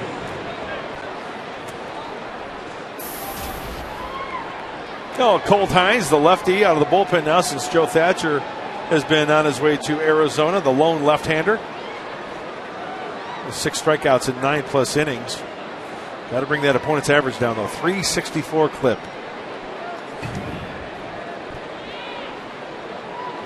tough as a reliever sometimes. We all know that, where you have a bad outing or you give up a few hits. Yeah, and when you're a specialty guy like that. Just saying, when you're a lefty, you got to get lefties out. Jesse Orozco, Tony Fosses. Yep. Remember those guys? Well, Greg Cadaret. the plumber. Tony Fosses. That's what they called him. Why is that? Because he would. Can you say it on No, there? I can't. I can't. But basically, he always had you chasing something. The gentle diplomat. Love it. Love it. Did he go? No, he did not, says Dan Iasonia. I'm glad you caught me there, Bud, 'cause I thought about it. We saw the wheels turning. Yep. How's that Wiley Hall of Famer going to get himself out of this one? 2 on, 2 out. And that will do it for the Mets. Hines gets Nice on the strikeout. Mets lead 5-1.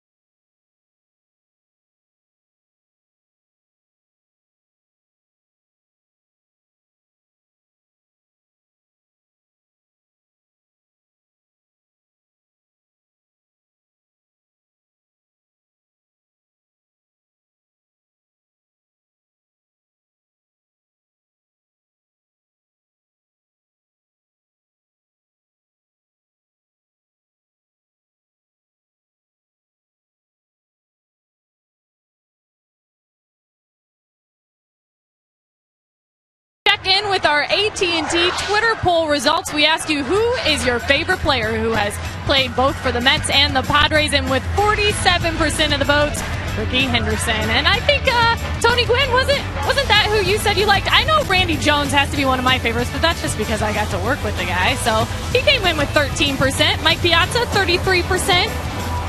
How do you guys feel about that? I'm not surprised. I think Ricky was one of those guys that fans really loved him. Oh, very popular guy. Very popular player.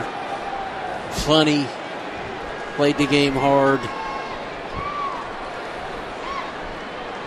It'll be Amarista hitting in the 9th spot in the order to face Jonathan Nice. And Kristen Orphea, Will Venable. Padres, middle of the ballgame, got to get something going. Trail by 4. I'm going to stir the pot a little bit. Stir it. This is great baseball talk, and I would like your gentlemen's opinions on this. I remember I said it once, and I forgot who it was. A number of people got all over me and said, how could you say such a thing? For me, personally, Ricky Henderson, now hear me out, I think one of the top 5 players of all time, because he was not one-dimensional. He just didn't hit for power. He just didn't hit for average. He just couldn't run. He just couldn't play the defense. He did everything. Top 5 players, you're saying? Yes, because of his versatility. Let me ask you this then. Fill in the other 4. Well, Babe Ruth is up there. DiMaggio. Amarista. Of course, Ted Williams hit 400, but could he steal bases? And I know people say, oh, well, he didn't have to. Well, Ted Williams, obviously a Hall of Famer, great player. But when you name Hall of Famers as far as greatest players of all time, I'll bet you a dime to donuts that there's one word that's going to come out: home runs. Average. Do you guys agree, disagree? I'm thinking about it as Lexi Amarista hops over to Is first it a base valid after argument, being or am hit I by a crazy? pitch. No, I agree with you. I agree with you. To the extent that you put him in the top 5, Tony? He's a complete player. He did everything. You can disagree with me. You're not Yeah, going to No, hurt my I'm feelings. just thinking It's okay. it through. I think he's a great player. I'm taking nothing away from Ricky Henderson. As Denorfia goes the other way and gets something going, and Alexi has to hold up. Can't get himself to third base. Denorfia, nice job hitting right behind him. It's one of those arguments that I love because it's a baseball argument. You know, it depends on what you like and what things are important to you about the game. And I remember the year Ricky went in, one of the conversations we had at the Hall of Fame was, you know, I told you guys I sit at the Punch and Judy table. I sit at the table where, you know, you didn't hit a whole lot of home runs and you didn't win 300 games, or, you know, so I have guys like Orlando Cepeda and Juan Marichal and you know, Gary Carter before he passed away, Rob Carew, you know, and Ricky was one of those. He's one of those guys that, you know, he did everything. He hit home runs. He's a Gold Glove defender. He's the all-time stolen base leader. He's 300 lifetime hitter. Should I say top 10? No, you can say top 5. I mean, stick to That's it. my I'm point. thinking- I say top 5. That's entirely your, you know, and that's the beauty of the game is that Leadoff hitter, most fans can Oh, no. Phenomenal player. make their own cases. Phenomenal player. And you're going to throw in there Ruth, Aaron, You know, Mays. I'd have to, Mays, yeah. All right. That gets you to 4. What about Cy Young? What about what about a pitcher? You can't forget those guys. That's why Babe Ruth is the best of all time. Yeah, He won 4 games. 94 games. Hit 714 home runs. Statistician Mike Trussell, best in the business, weighing in with Rogers Hornsby. He couldn't hit today.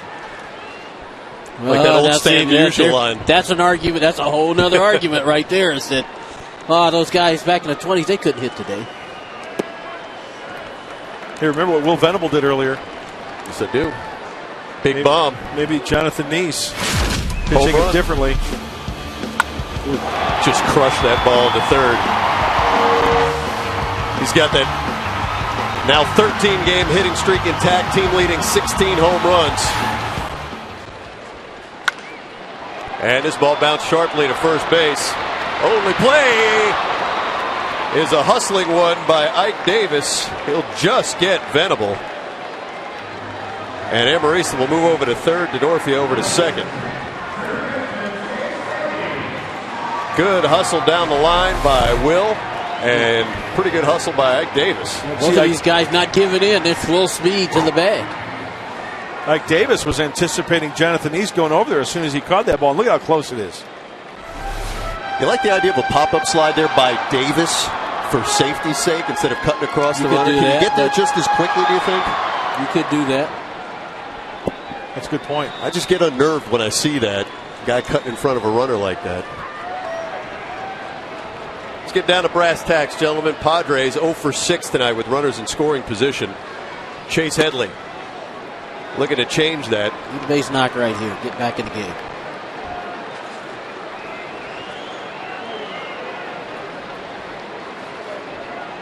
Chase 0 for 2.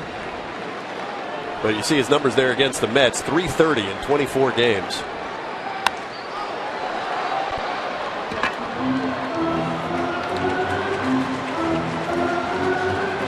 Chase had himself a single and scored in the 4th inning of last night's ball game, hitting in the 2-hole. Tonight back to the familiar 3 spot.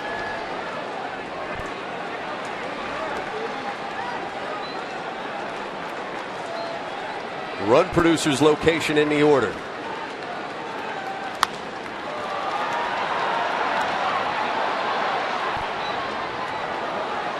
Big adjustments or not so much in approach when you go from the 2 spot to the 3 spot, Tony? I didn't change any. I tried to do the same things. It didn't matter if you were in a 2-hole or 3-hole. I think probably the same for Chase here too. The biggest thing here is that you want to get a pitch in the strike zone. You don't want to chase something out of the strike zone. Just trying to be disciplined enough to get yourself a pitch, put the bat on the ball. They have to score a run here. You have to. Must. So a ground ball, middle of the diamond is going to get you a run. If you get it through, maybe you get 2. But you're running out of time. You got 4 innings left after this inning, so you want to kind of get into this Met lead here, cut this lead down if you can. So this run is really important here that you drive a run in here. The Mets defense playing straight away as Rector goes out to talk it over with Nice. Carlos Torres up in the Mets bullpen. Nice up at 89 pitches. Well, guys, great discussion on the top 5. Yeah, love the chatter on it. And our good buddy Mike Tompkins, big baseball fan. Here's his top 5. Mays, Clemente, Henderson, Ruth, Aaron. Good top 5, Mikey. Mike Tompkins, video coordinator. Say those again. Mays, Clemente, Henderson, Ruth, Aaron. See, everybody thinks home runs, Henry Aaron. Check out his numbers average-wise. Check doubles. out his numbers. Good point. Oh, check out his numbers.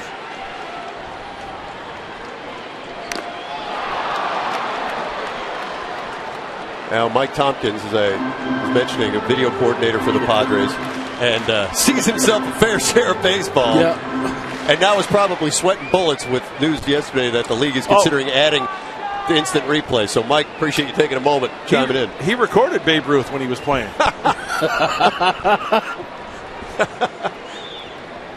He broke down his at-bats. Full count. And he gets Headley. 7th strikeout for Nice. 2nd of the night for Chase Headley. You know, Chase, in interviews, he's talked about when he's swinging the bat well, and he breaks it down to simple fact, Tony, that he's swinging at strikes, right? He hasn't been doing that lately. That pitch there was up out of the zone. That bat's not going to last very long right there. He's going in the tunnel. And again, that's the situation, is when you have the discipline to swing at balls in the strike zone, the job becomes a lot easier. Well, it'll fall to Yonder Alonso to get the job done. Yonder is 0 for 2. Strikeout and a ground out.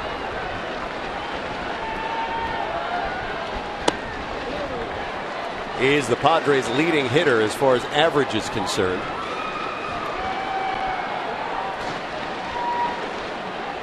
Straight hitter, Yonder.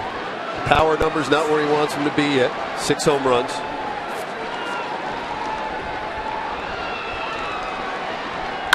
And it bounces one sharply to Davis. And Davis will take it himself again. The Padres leave a couple stranded. They trail by 4.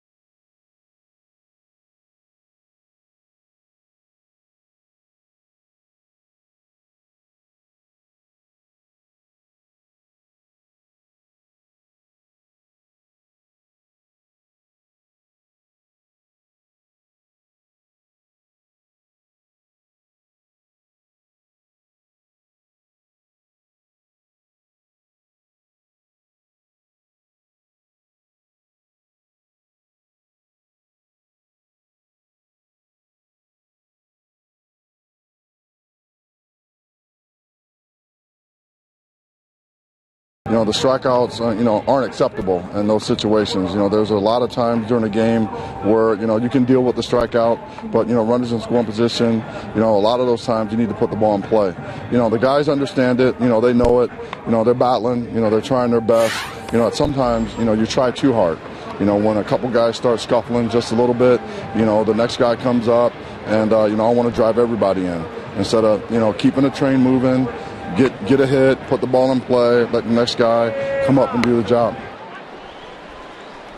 So as Colt Hines faces Eric Young, Daniel Murphy, Marlon Byrd here in the Mets half of the sixth inning, you talk about what Alonzo Powell's addressing there. The Padres tonight, Tony, 0 for 8 with runners in scoring position, and nearly half of the outs they've recorded have come by strikeout. Yeah, and I'm not picking on Chase, but again, it's swinging at balls in the strike zone. And when you chase balls out of the strike zone, that makes it easier for that pitcher to pitch to hitters.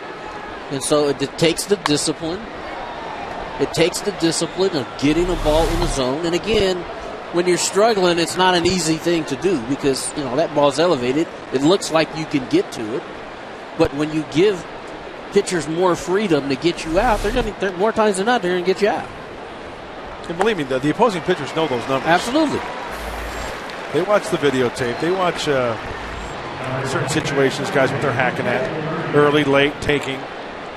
And I know it's driving Chase crazy. It's driving a lot of these guys in this lineup crazy because, second and third, one out, it isn't that hard to hit a ground ball to second or a ground ball to short. But if you see the number of punch-outs tonight. It's 7 by the Padres hitters. Well, the first 2 innings alone, DeNorfia led off the game with a single. The next 3 guys struck out. And Alonzo said it. He said, it's unacceptable. It's unacceptable. And that's, you're showing these guys that you're with them, but at the same time, you got to let them know that, in order to get the job done, we can't be striking out. We got to put the ball in play. So with 1 out, Daniel Murphy digs in. He's 1 for 3, had a 2-run home run in the 4th inning.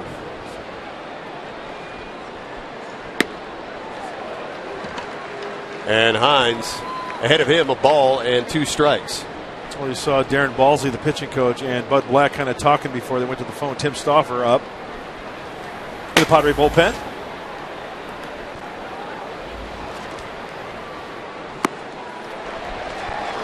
And Hines gets Murphy. 2nd consecutive strikeout. Speaking of Murphy, time for our Coors Light Freeze Cam, brought to you by Frost Brewed Coors Light. As Murphy barreled up that 2-run shot in the 4th. Mike, we talked about it early. Tony getting the hands through, getting that elbow almost on that number 28 on the jersey. And something that you preach all the time, the knob of the bat to the baseball first. And the barrel follow. Good piece of hitting right there. Here's Marlon Byrd. He homered in the 3rd. He was followed by Ike Davis, who homered. Back-to-back homers. Bird's been red hot for the Mets. And Colt Hines, after surrendering a single, the first batter he faced in the 5th to Omar Quintanilla, had struck out Jonathan Neese, and then Young and Murphy to start the 6th. Colt Hines about 91 on the fastball, but you know what, though? A little deception. Kind of a short armor. Mm-hmm. Ball kind of creeps up on you quickly. Sneak up on you. Sneaky fast. 0-2. Wrapped through the 5.5 hole past Amarista. And Byrd has his 2nd hit of the night. One thing about Marlon Byrd that you have to be impressed with just watching him the last 2 nights is how slow and controlled he is. See, he puts that foot on the ground and just takes a nice, easy swing, not trying to overpower it. That's an 0-2 pitch right there. Ball down in the zone, doesn't try to do too much with it. Hits a little ground ball, base hit.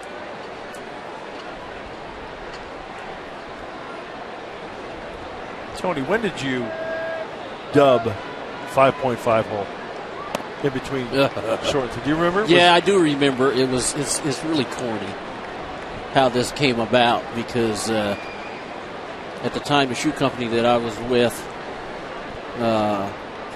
was putting stuff on people's shoes. And, I'd been with this company for 10, 12 years. Was wondering why they didn't do anything for me. So I was just digging around, trying to figure out something that was different. And I want 5.5 hole on my tongue of my shoe. It's like embroidered into the tongue. Yeah. Davis to Jerko. And that's it for the Mets in the 6th. Jerko, Guzzi, and the shortstop. We'll come back.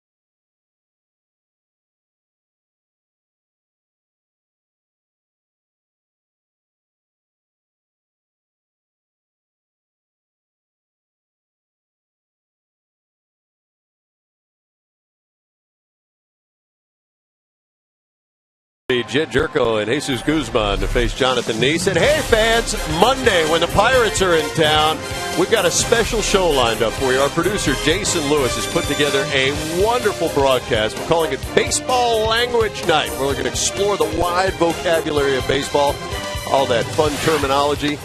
Everybody likes kicking around a little bit. And as we begin the bottom of the 6th inning, we talked a moment ago, Tony, about your coinage of the 5.5 hole. And guys, the reason why that is, right, because when you're keeping score, the third baseman is number 5, right?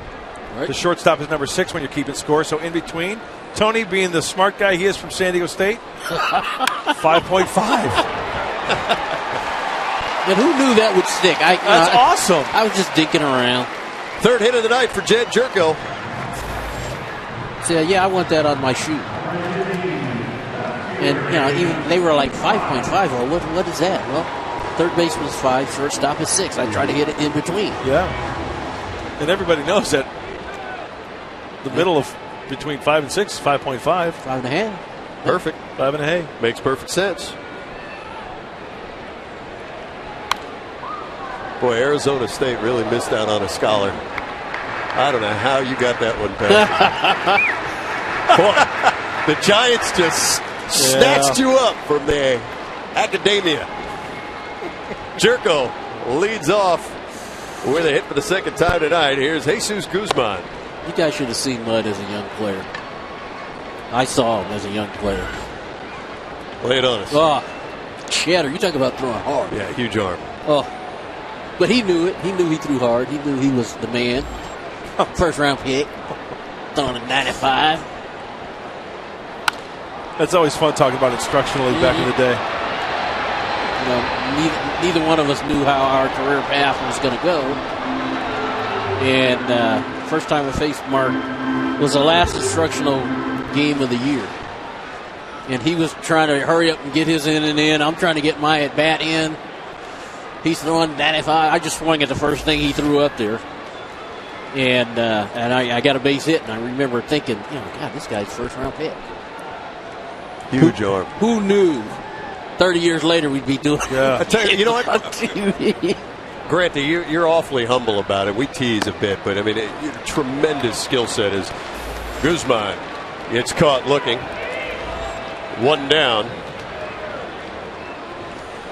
So another strikeout for Jonathan Neese. 8th of the night. And it'll bring up Logan Forsythe. You know, I didn't know Tony until I became a Padre. And I remember when I was with other teams, you know, the pitchers would have their meetings going over the hitters. You know, okay, how are you going to pitch Templeton? How are you going to, you know, pitch Garvey? How are you going to pitch Wiggins, and so on and so forth? Well, it got to Tony, and it was like, just throw it down the middle, hopefully he'll get himself out. Because you couldn't pitch him one way. Sure. He was the man. You were saying before, Tony, the longest skid you were in was an 0 for 19 run? Yeah. That's incredible. Just honestly, how is that even possible? Keep making out. I mean, seriously. Yeah. No, I'm saying, how is it possible you don't have one stretch in that length of a career that's longer than that? As Logan Forsythe lines this one sharply to Baxter. Hit it on the screws. Sometimes it's like that. Hit the line drive, run on the button, happens to be at somebody. But luckily for me, I could kind of move the ball around. You know, let's say I could, you know, sometimes put it where I needed to put it. And, you know, we had an old saying, a hit a day keeps the minor leagues away. You know, if you could get a hit every day, hey, that was my goal. Every day I try to go to the plate. So what was that, 3 games, 3.5 games or so? That was a little more than 4. Yeah. Now, you have such great recall. During that 0 for 19 skid, how many did you hit on the screws? 5 or 6. Really? Yeah, because I remember coming back to the bench telling Merv Rittman, our hitting coach, man, I'm swinging good. I just can't find a hit. Can't find a hole. And I ended up getting a base hit off Darryl Kyle. Bounced one. It went right between his legs, right up the middle for a base hit, and I got to first, and I asked for the baseball. You know, guys were laughing. You know, it was like, yeah, gee, you got a hit. You know, and I'm telling you, I had played for 18 years, 17 years, whatever it was at that point. And when you're in one of those ruts, I don't care how much success you've had in the past, mentally it starts to beat on you. And again, that's why I'm saying this about the Padre hitters, because when guys keep failing, you can't help but think about it. And I got to first base, and it was just like, whew, what a relief to finally get on the board again. And, you know, I had played a long time. I hit 300 like 16 years in a row and really had no reason to doubt myself. I just want to rewind the tape there for a second. You just kind of flippantly throw that out there. I'd hit 300 for 16 years in a row, Tony. Yeah, I'm telling you, and this is hard for the average person to understand. I don't care how much success you have when you start making outs. I don't care what you've done in the past. I don't care. You could have come off a 58-game hitting streak. It'll bring you to your knees. And it will. And you'll feel like you've never swung the bat ever in your life. Because people look at my numbers and they say, oh, man, 19, come on, you went to the plate 19 times, you didn't get a hit? Yes. Yeah, but interestingly, you said you hit a handful of those balls right on the screws. I did, but like I said, if you're not getting those results, you can't help but sometimes have doubt. And down goes Rivera. 2 strikeouts in the inning for Neese, and the Mets still lead 5-1.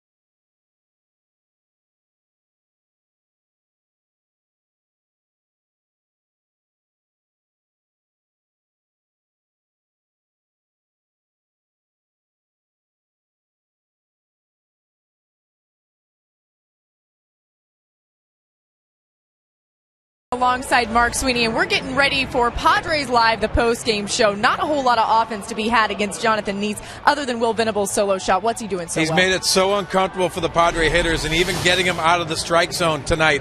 And you can see he's had a cutter mix with also that changeup. You can see the Padres getting out of the strike zone. That makes it very difficult because he has done a nice job speeding them up. Well, we'll have more breakdown from the pitching standpoint and a whole lot more than that when we see you on the post-game show after the final out of this game. And also, a special feature will revisit highlights from a local Little League team, Eastlake, having a no-hitter in the Little League World Series. Guys, quite the accomplishment from some young guys around this area. Yes, you bet. So now Tijuana and Eastlake pick up wins their first game.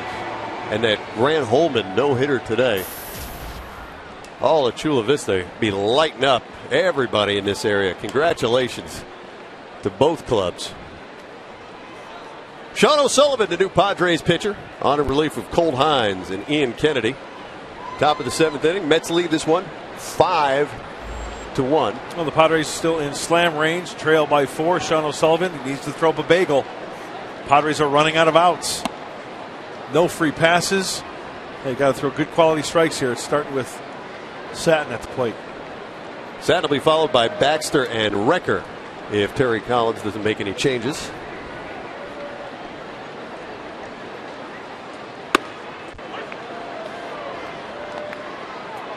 Well, last time out for O'Sullivan, as you see Scott Rice up in the Mets bullpen. August 12th at Colorado.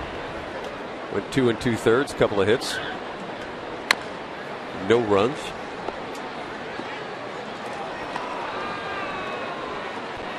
I think Sean's got to be settling in a little bit after the excitement of pitching in front of his family at the Valhalla. Sure.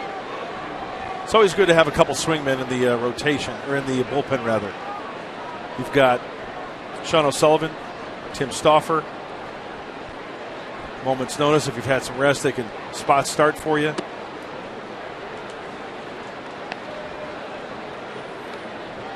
It's the couple of nuggets if you're joining us late. Charlie Manuel, the manager of the Phillies last night, was relieved of his duties today, and Ryan Sandberg takes over on an interim basis for Philadelphia. As SATIN bounces to second base, 1 down. You know, guys, during the offseason, part of my fashion is wearing flip-flops day or night. And in San Diego, you really need a good pair of flip-flops. So grab your pair of SD flip-flops. That's tomorrow. This is one of the greatest giveaways. So Michael Babita and everybody in the marketing, you need a pair of these. But what's unique about these, they're giving these away tomorrow when the Padres take on the Mets. On the bottom, it has SD. So, like, if you're walking, like maybe in some wet sand. Sure, or on the beach. Walking maybe on the sidewalk that just got watered or whatever, or the grass. You step on the you're going to have the SD. Nice imprint. You're going to leave an SD behind. Letting everybody know that you're a Friar fan. Flip-flops. Got to have. You a big flip-flop guy, Tony? No? First 25,000? Pomerantz, yeah. Are you a flip-flop guy? Absolutely. Nice. Absolutely. There'll be 25,000 people here tomorrow. Oh, yeah. They come in 3 sizes, I was told. They do. They hand one out if it's not your size. So you can ask them for yours. So you can get online tonight. You want to get some tickets? Take in a big league ball game and go home with a big league pair of San Diego Padre flip-flops. They have Wine Fest tonight. Flip-flops tomorrow. Got to get the offense going. Nice long homestand for Padres fans. Game 2 of 10. That'll be played over 11 days. 4 here against the Mets. And the Pirates in town for 3, an off day. And the Cubbies for 3.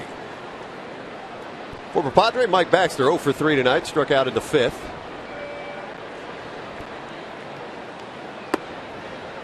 And in the 3rd. 4th round pick in 2005 of the Padres is Baxter. By the way, Mike, our good friends at Scripps Health are behind the flip-flop giveaway tomorrow. So thank you, Scripps Health.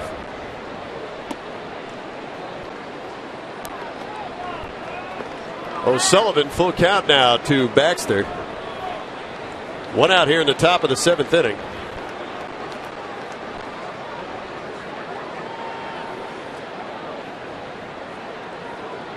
Mets hitters have struck out 10 times tonight. And this ball is driven to right field. Nothing that Kristen Orphea can do other than pick it up, relay it in, and Mike Baxter has his first hit of the evening, a double.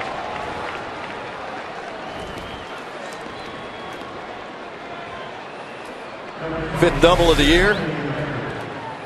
Kind of a straight fastball, maybe a little bit of run. Ran back in the middle. I'm impressed. It's hit pretty good. It's like a little Buddha. The Baxter Anchorman reference? Yeah? Really? Again? 2 nights? Here's Anthony Recker.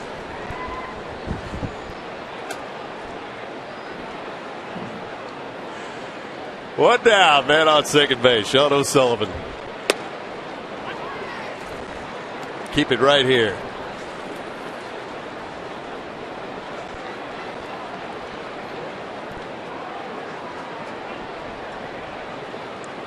A lot of strikeouts between these teams tonight. 19 combined. As I mentioned, the Mets 10 times, Padres 9. Padres with 15 last night. I know, Tony, you're looking for answers, as are all the members of the Padres coaching staff. It's just tough. Yeah, it is. Well, right now it's not a real happy time, but again, all it takes is a couple of guys. Here goes Baxter. Nice throw. Rivera cuts him down. So Baxter, after the double, tries to go over one base too many, and Rene Rivera cuts him down. Not real smart right there. No. Perfect throw. He didn't, when you're at second base, you're trying to get a moving lead. He kind of went from a dead stop. And Rivera, perfect throw right on the foot as he's sliding into third base.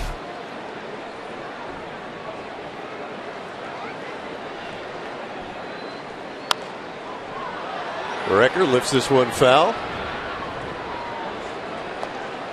This copyrighted telecast is presented by authority of the San Diego Padres and may not be reproduced or retransmitted in any form, and the accounts and descriptions of this game may not be disseminated without the express written consent of the San Diego Padres.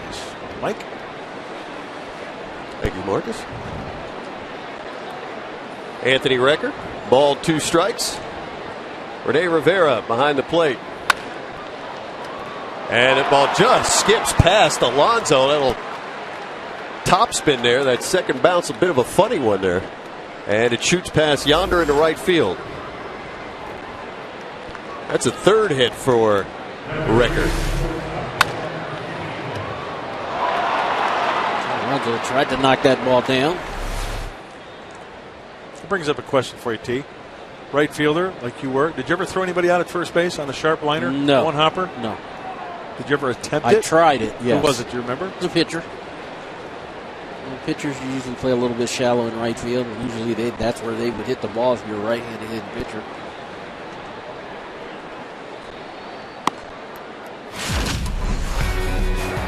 Talk about outfield assists.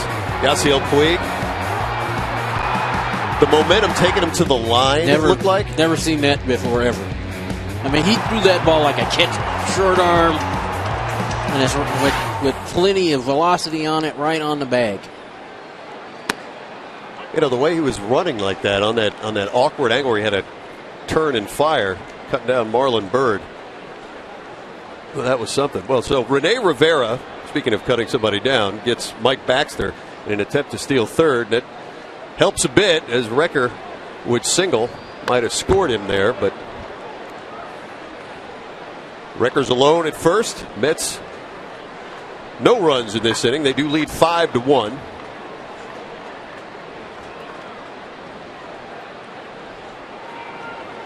Quintanilla getting a lot of playing time at the Ruben Tejada project is still just that, a project. He's the guy they opened the year with at shortstop. Thought they'd get more production out of him. Sent him down to the minor leagues, and Quintanilla has gotten the time. Here's a chance on Recker, and Rivera continues the hot throwing. He cuts down Baxter. He gets Recker. And the Mets lead by 4, but hopefully this play right here by Rivera will fire up the Padres. They come to hit up in the bottom of the 7th.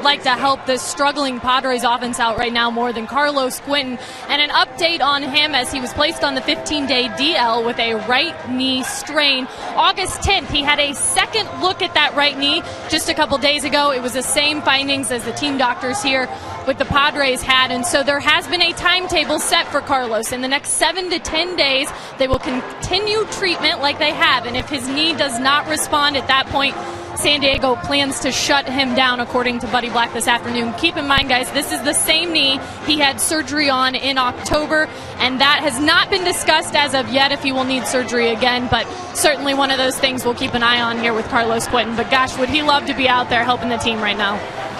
The team love to have him out there helping for sure, but got to get healthy, and it's been a bit of a bugaboo for Carlos. Wish him well if we get back on the field very soon. Got to have those run producers in the lineup, Tony, and talk about that a lot. Scott Rice, the new Mets pitcher. You see his numbers. Justin Turner is the new third baseman, takes over once again for Josh SATIN. 2 left-handers out of the bullpen for Terry Collins. Scott Rice, a 3-pitch pitcher, fastball, split slider, high 80s, low 90s on the fastball.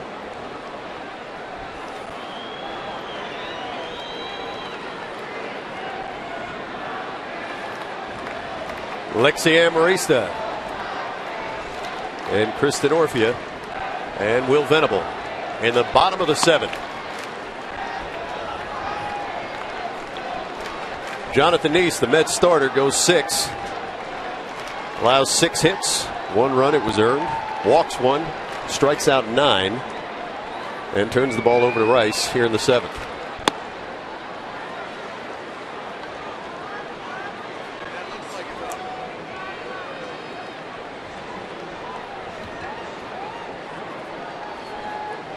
Lexi's only other time up at bat tonight. He was hit by a pitch in the 5th.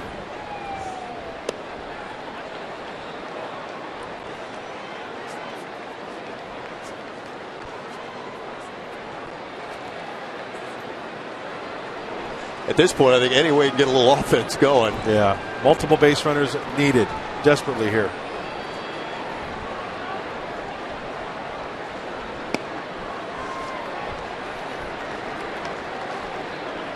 That is National League West, the way it's shaken out now.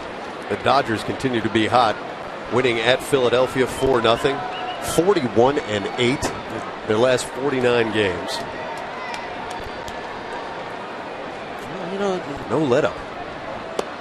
different teams this year. You know, you got the Pirates coming in here next. They're in first place. Now, all of a sudden, the American League Central is getting interested here with Kansas City making a run. Playing pretty good baseball, sweeping the Tigers today. Texas Oakland, close in the west. Yep.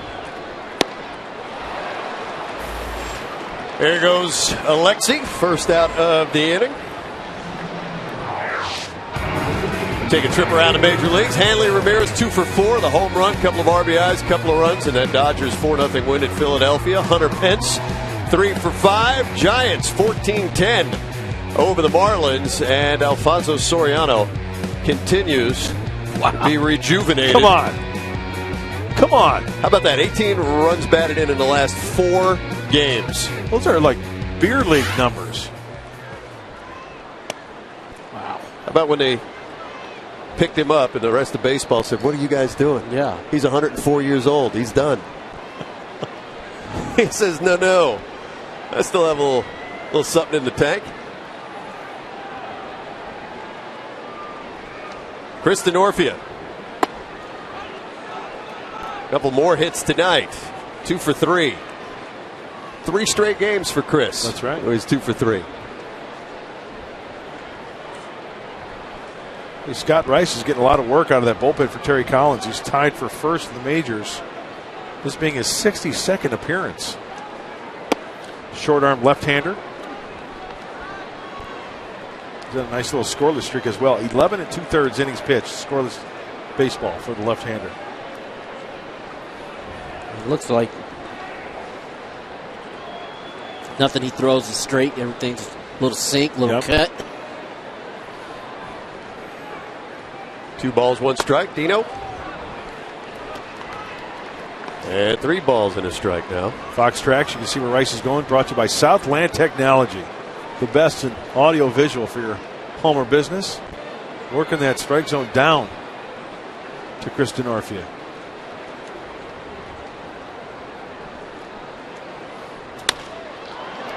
Sharply, nice play by Turner. And he'll get Denorfia for the second out. So Terry Collins makes the late defensive switch, takes Josh Satin out of the ball game, puts in Justin Turner, and Turner does what he's supposed to do and retires Denorfia for the second out. Got him. Nice stretch right there by Ike Davis as well. Staying on the bag there. Turner did a nice job getting back on his feet and getting rid of that. Making an accurate throw.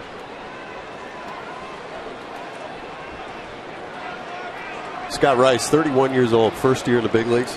Perseverance, huh? Yeah. Started in the minor leagues in 1999.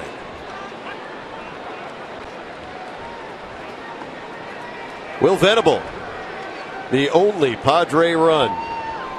Solo shot in the 3rd. Hit it a ton. But 3 home runs by the Mets.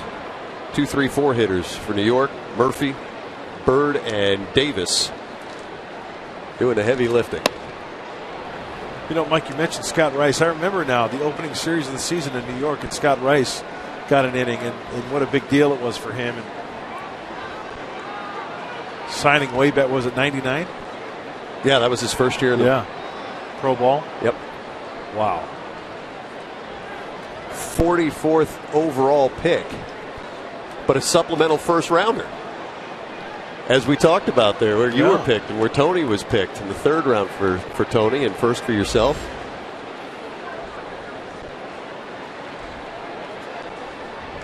You know, I understand why there's not as much interest by fans in the Major League Draft as there is in the NBA and the NFL Draft because of the immediacy that you'll see these guys at the highest level.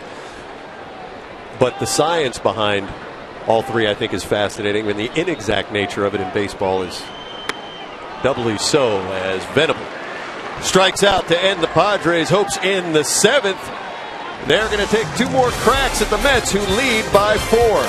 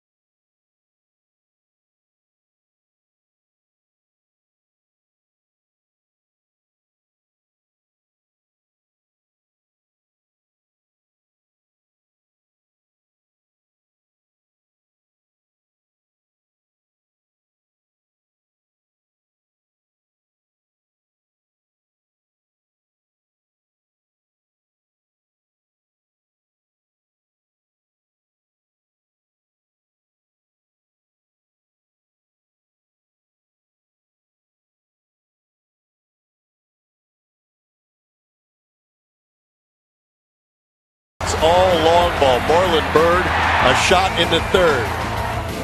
Ike Davis would follow a home run. So back-to-back homers in the third inning. And Will Venable would try to answer a solo shot of his own, this one in the third. At this point, it came to Daniel Murphy, a 2-run shot. And that's been the scoring. 5-1 is where we are here in the top of the 8th inning. It'll be Quintanilla and then Turner, and then the top of the order to face Sean O'Sullivan. Quintanilla, couple of hits tonight and a strikeout.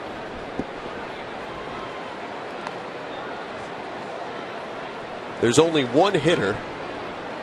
two hitters in the Mets lineup who haven't struck out at least once. Ike Davis and Anthony Recker. A lot of strikeouts on both sides. 10 for the Mets, 11 now for the Padres.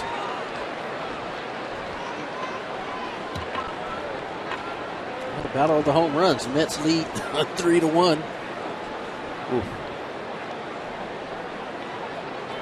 Mets picked up 1 in the second, 2 on the back-to-back home runs in the third, 2 in the fourth on that 2-run shot by Murphy. Padres lost 4-1 last night in trouble scoring. Chase Headley, a single, then a sac fly by Jeff Decker. That's last night's run. As this ball is lifted into shallow center field. Venable. 1 down.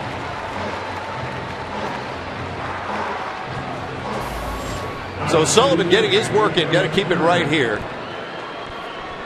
Because as we mentioned, Tony, if there's a weaker spot in the Mets pitching, it is certainly not in their rotation now that they've added Wheeler. They have a healthy Neese and, of course, Matt Harvey. But their bullpen can be a little bit susceptible to trouble. They're now into that now with Scott Rice. So hopeful if Sean O'Sullivan can keep the margin at 4. One thing the guys coming in out of the bullpen for the Padres have done is they've thrown strikes. Kennedy gave up 5 runs in 3 2/3, and Padre relievers haven't given up anything since. Colt Hines in first, and then Sean.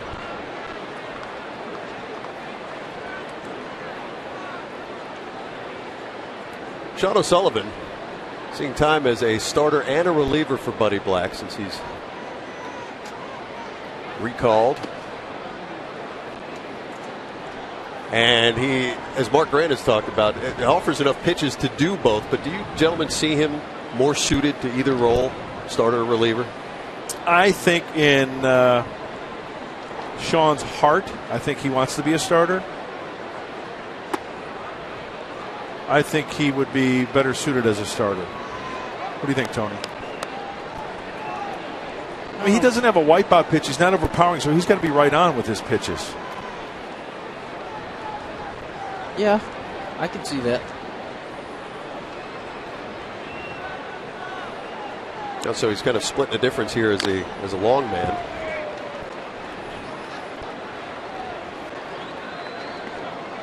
And he really doesn't have that specialty pitch to be like a, Luke Gregerson's known for his slider, right? When you're a closer or a setup guy, it seems to me you have that one pitch, right? I think Sean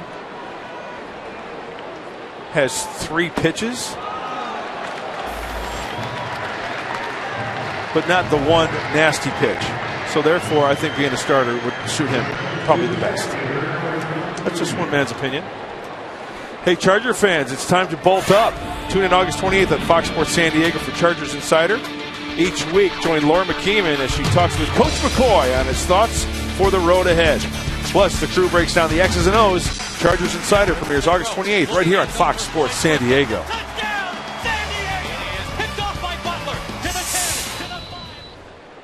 Here's Eric Young Jr. Struck out a couple of times himself. And hitless in 4 trips. Mets have struck out 11 times. EY Jr. at 242 on the season now. A lot of that time spent with Colorado. Let me ask you this question. Just real quick, go back to the O'Sullivan thing. It depends on how you build your bullpen, don't you think? Sure. You know, I mean, we saw in a couple of series ago, some managers like having 3 lefties, 3 righties in the bullpen. The Padres have always been a team that had usually 1 left-hander with, you got closer, a couple of slider guys, a couple of long men, and it really depends on how you are going to build your bullpen. The game has changed from, back when I played, usually had 10, 11 pitchers. Now most teams have 12, 13. And there are some managers out there, and Bud Black's one of them. Sure, he likes to have a left-hander, but Buddy said it before. You know what? If you're pitching at the big league level, righty-lefty, you should be able to get a righty or lefty out.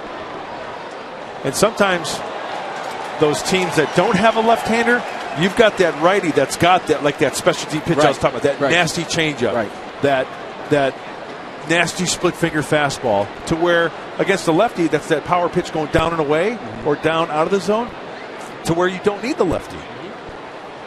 Full count, 2 outs to Young, and he'll belt this one back up the box.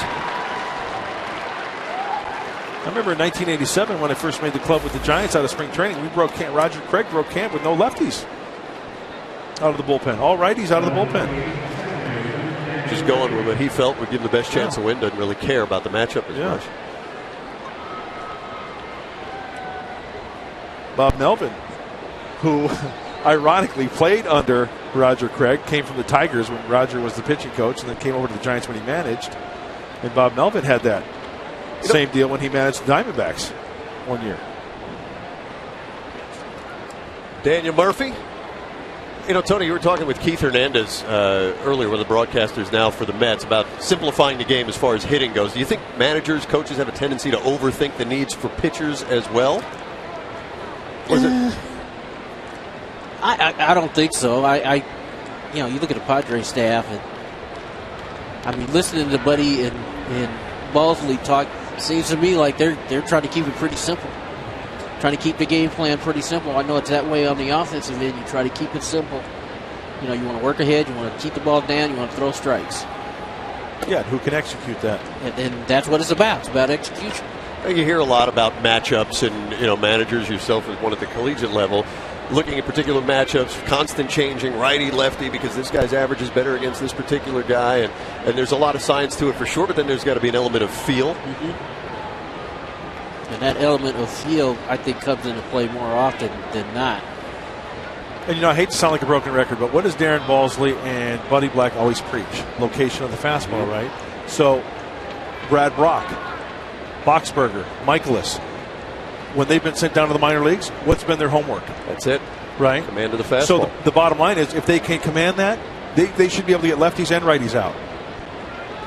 Here goes the runner, swung through. And Young motors down to second base with 2 outs.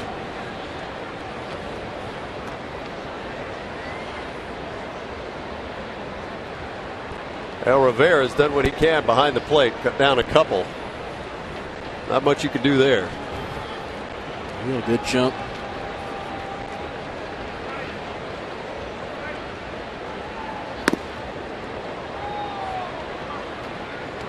So, the Lollipop Kid. Cuteness at the ball yard. Great seats. Lollipop. Oh, life is good. I believe that's a lucky lollipop for the Padres. Murphy, shallow left. And Guzman will put it away for the 3rd out. So for the Padres, they're going to get a shot with Headley, Alonso, and Jerko when we come back.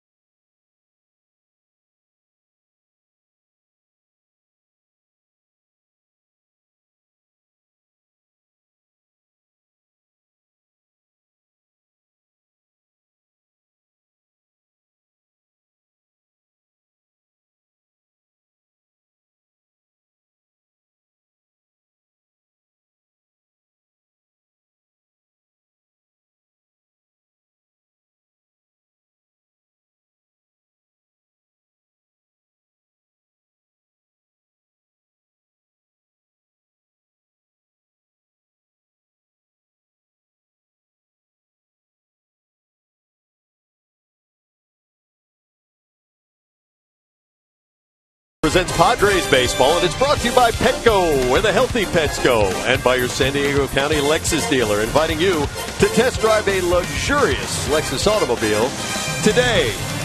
5-1 Mets here at Petco. This is game 2 of a 4-game set between these two clubs. Mets lead by 4, 5-1. Chase Headley, Yonder Alonso, Jed Jerko to face Scott Rice here in the home half of the 8th. Chase 0 for 3, a couple of strikeouts. And that ball will get past a diving Justin Turner into the corner. And Headley will lead off the bottom of the 8th inning with a sharp double. Well, Padre fans, be sure to stay tuned after this one is over as Chase Headley doubles down the left field line. Probably talk about that swing. Mark Sweeney will probably break it down with Laura McKeeman on the post-game show. Padres Live coming up right after this one. We're going to talk Little League history and Major League history being made today. And also talk about the Padres coming back and winning this one. So stay tuned.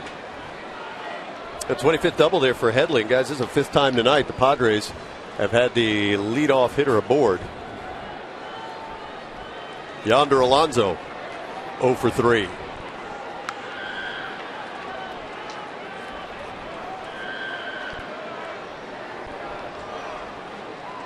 See if Yonder can keep the train moving a little bit for a hot Jed Jerko.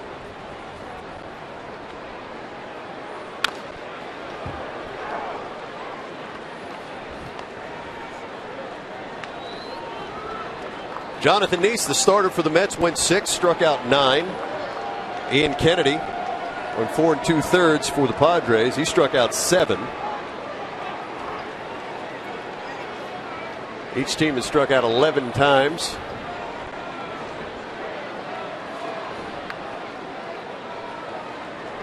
And the Padres' sole run tonight coming on a solo shot by Will Venable.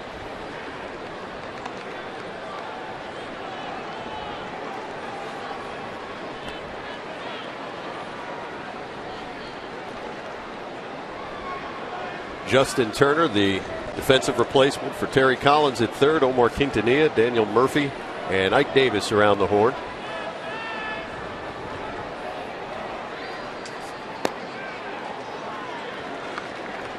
Good eye right there by Alonso. There you see Carlos Quentin.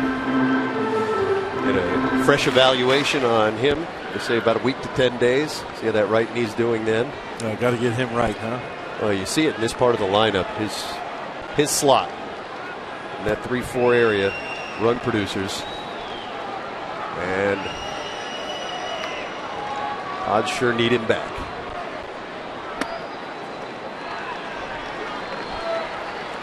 Three ball, 1 strike approach for Alonso here, Tony. Again, it's pretty simple. Get a strike, get a good pitch to hit, put a good swing on it. You don't have to overswing. You'll find out more times than not. If you're swinging at balls in the strike zone, you're going to have a little bit more success than you do if you don't. Yonder, sharp wrap to center field, and around comes Headley. And Yonder Alonso delivers the RBI. The Mets lead 5-2. I know it sounds simple. 3-1, you're hitting the count. That's a strike. Nice short stroke. Gets his foot down. Takes the swing. Short. Line drive to center field. I mean, this is a 1 hot base hit. That sounded nice, too. Chase Headley is going to score on this ball on a 1 hot base hit. And again, it could be contagious. If you can continue to put those kind of at-bats together, things can turn around. And I know Chase Headley, after getting that double, he's thinking, why couldn't I do that last time? Well, Scott Rice's night is finished as the Mets will make a change. The Mets lead by 3 in the bottom of the 8th.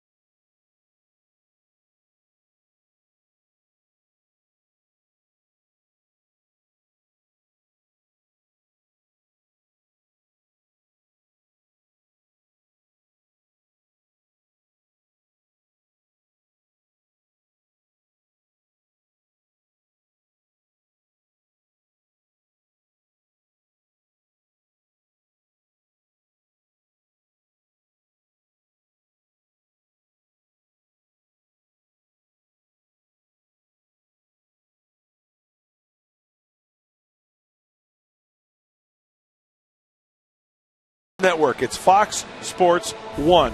And it all kicks off with an epic battle between Shogun Hua. I'll get it right once in a while. Chael Sonnen on UFC Fight Night. Live coverage begins tomorrow at 8 p.m. Eastern, only on America's New Sports Network. It's Fox Sports 1. Shogun Sonnen. Epic battle. Nobody out. Bottom of the 8th inning, Padres have picked up 1 run. New Mets pitcher Carlos Torres having himself an outstanding year as a reliever in particular. Juan Lagares, new center fielder. Eric Young Jr. out. Jed Jerko, the hitter. Chase Headley, a leadoff double here in the 8th. And Yonder Alonso drove him in with a strong single.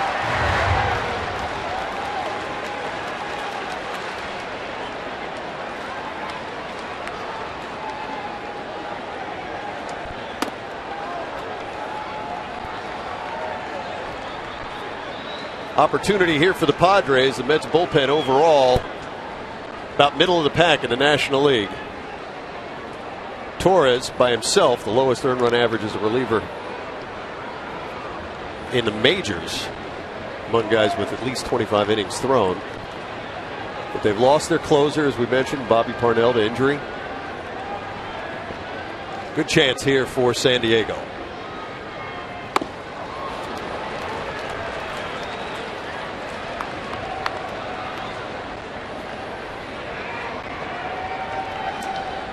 Torres is a 4-pitch pitcher, guys. Fastball, mid-90s. Could top out about 94.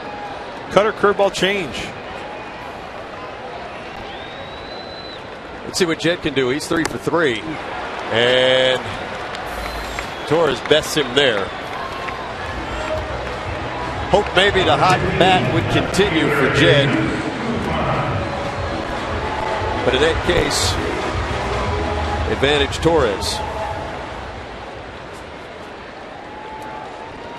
With 1 out, here's Jesus Guzman. Jesus 0 for 2. Walked in the 4th, struck out in the 2nd and in the 6th. Oh, nice play by Davis to knock it down, but Guzzi, thought he might have been able to beat it. Mark Carlson says no, that Torres beat Guzman to the bag. Like Torres slow to get over there. Guzman really hustling down the line. Yeah, as soon as he saw this ball kind of out of the grasp of Ike Davis, the race is on. Torres, Guzman. He missed the bag. He never touched the bag. Yeah, Guzman just a little short of the bag. But Torres was watching it develop. Thought it went through, I guess. Guzman, great job hustling down the line. So close. Came up a little short. So 2 are down. Got down the line as quickly as Jesus could, and just not quick enough. So Alonso moves to second base. Mark Kotze will pinch hit.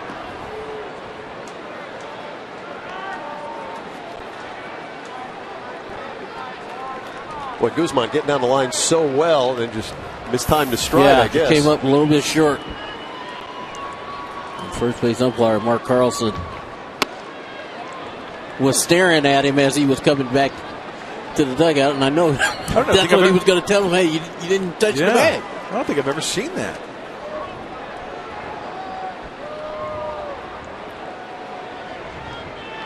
Well, maybe he feels like he got it with just the toe of his spike, but it didn't look like it from our view.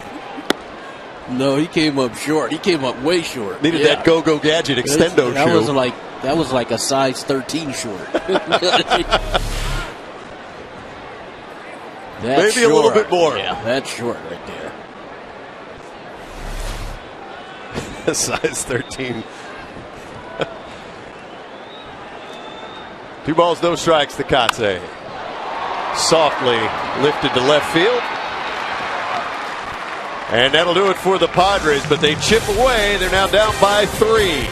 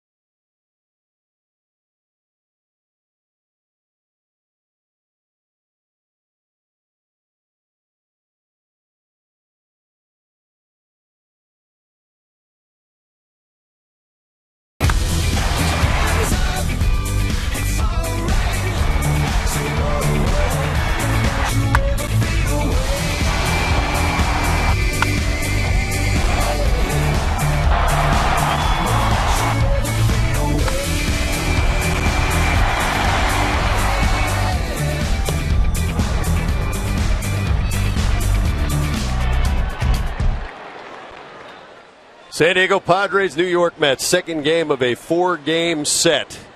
And the Padres in a bit of a sand trap here, down by 3.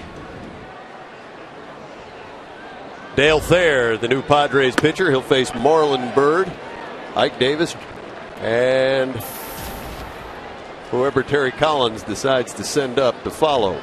Trying to get a couple of guys at bats, he said, before the game if he can, especially late. Byrd, a home run in the 3rd, and that ball bounced sharply. Nice play by Jed. He'll retire Byrd for the first out of the night.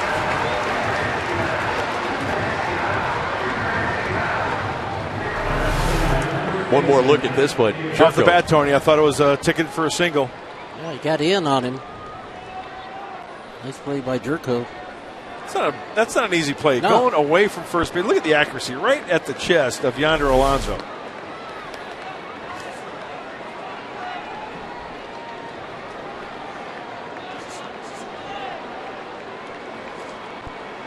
Ike Davis followed Bird's home run in the 3rd with one of his own for back-to-back homers for the Mets.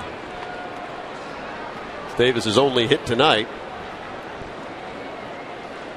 Hey, Tony, did you face Ike's dad, Ron? Spring training. Right-hander, I Yankees, Cubs. I think he pitched with the Angels. Angels as well. Yeah. Big, tall right-hander back in the day.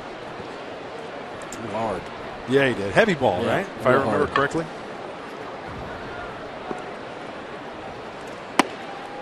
That's a strike.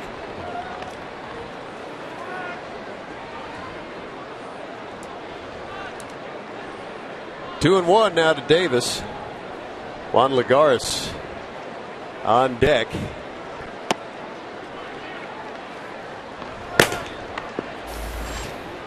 And LaTroy Hawkins get loose in the Mets bullpen.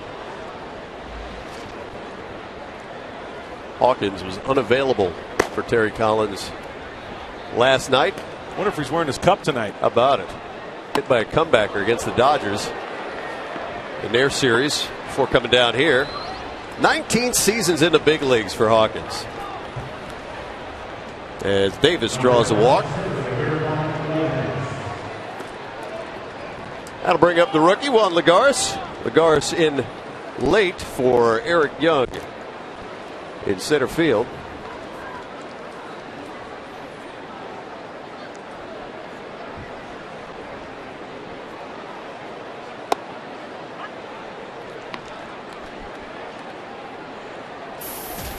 And Lagares, 255 in 80 games. Played last night, 0 for 4, struck out 3 times.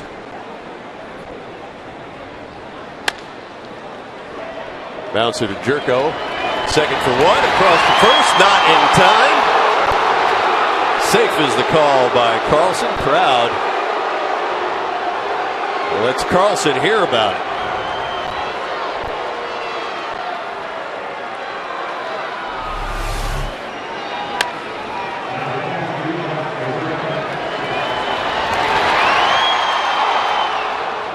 Get a better look here. Yeah. Amarista. I think it was safe. He beat it. Yep. Good call.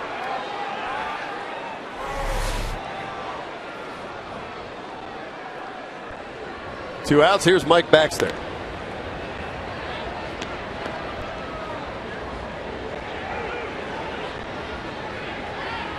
One for 4. Looking for time in Terry Collins' outfield. Piecemeal together, Terry says.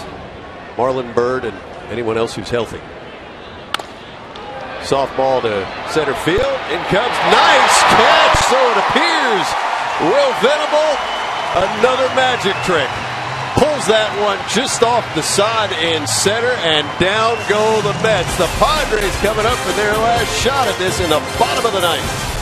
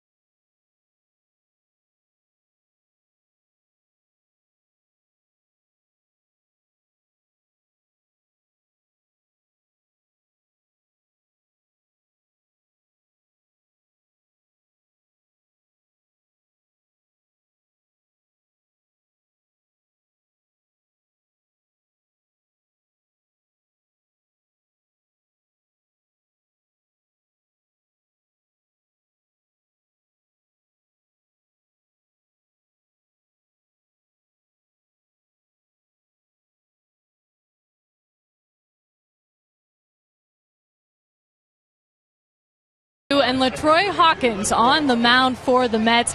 40-year-old in his 19th major league season, and he was convinced just 2 months ago that he was hanging it up for good at the end of this season, and then a resurgence in his last couple outings, doing a great job. And he said one of the reasons he thought about retiring was for his wife and young daughter, and he said recently they've changed their minds.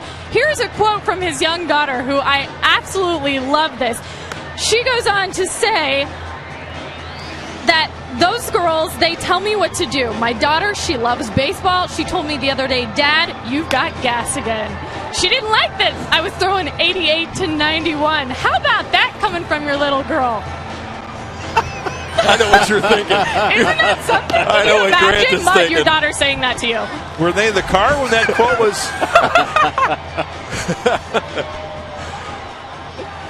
Dad, I didn't mean velocity. You know, I've always loved LaTroy Hawkins. Just good guy. Great kid. Just, you know, he's had a good career, longevity. That's a great story. So he may try to do it again next season. Here's Jeff Decker pinch hitting. Here are LaTroy's numbers. 9 walks, 39 strikeouts, 53 in the third innings. Only the third Mets pitcher over the age of 40 to record a save. Any guesses? Third Mets pitcher. From the Mets, John Franco? Yep. And there's one more? Mm-hmm. One more. Initials RH. That help? What years are we talking about? It's Roberto Hernandez. Oh, come on. I wouldn't have gotten that one. Decker fans his ball to left field. Base hit. The rookie off the bench. A little something going here in the bottom of the ninth inning. That was almost Tony Gwynn-like. Carving that ball to left field. Swing there by Decker.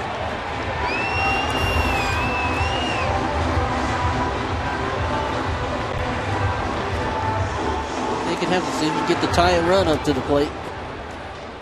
Lexi Amarista. Part of a double switch.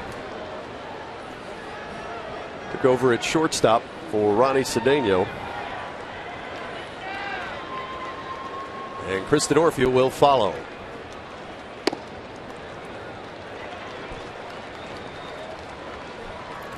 Lefties hitting .263 off Hawkins. Righties .295. Kind of a weird split. Yeah, huh? it is.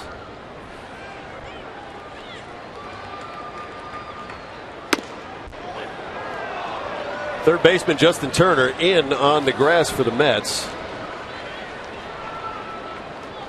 Otherwise, pretty standard. Outfield shaded just a bit toward left.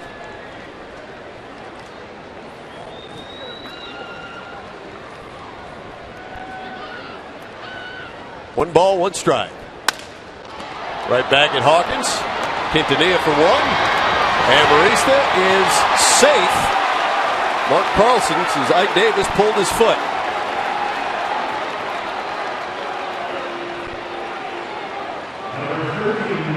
Ike Davis says I did not. And Amarista is on first base, one out. Yeah, It's off the bag. Yeah, he did. Good call by Mark Carlson. He's made a couple of good calls. Good umpire, Mark Carlson. That is the right call. Got the eagle eye on it. Carlson's making the case to repeal that notion of more replay in 2014. We don't need no stinking cameras and machines. We've got this. See, when we get to that point, that's where I think those video guys in the There goes Amarista. Easily just strolls into second base. those video guys will have some say before the manager decides to go out there. Saw clearly there that Ike Davis was off the bag on that play. So Amarista, no stolen base there, but moves over to second. You saw clearly that Guzman came up short on that bang-bang play at first. Yeah. You know? I give Guzzi some credit, though, for trying to make the sell. He did try to sell it. Gave the safe side. Yes, he did. Gave the disgruntled look.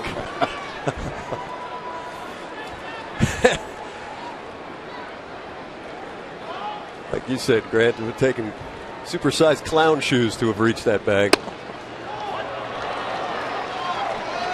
Ball 2 strikes to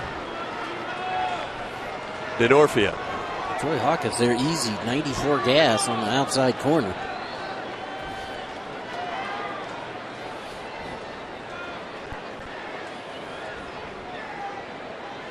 Padres down by 3, but they do have a runner in scoring position here with an out.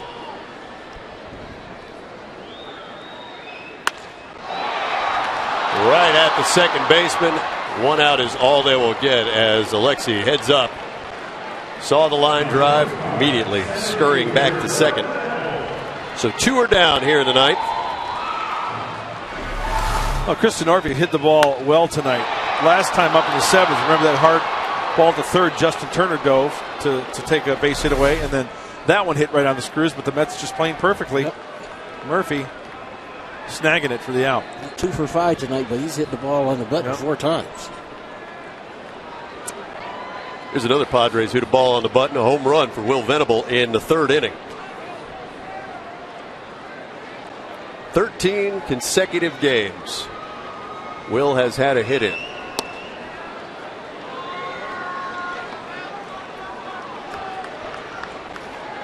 Nice to get a shot in the arm here. What were those splits again on Hawkins? Actually more effective? Yeah, 285 right-handers, I believe. 295 righties hitting off LaTroy Hawkins, and lefties 263. A little bit tougher on lefties. See if Will can turn something around, find a gap.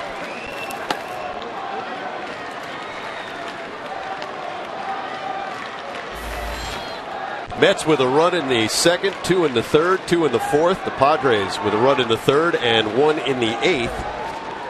5-2 is where we stand with 2 outs here, bottom of the 9th inning.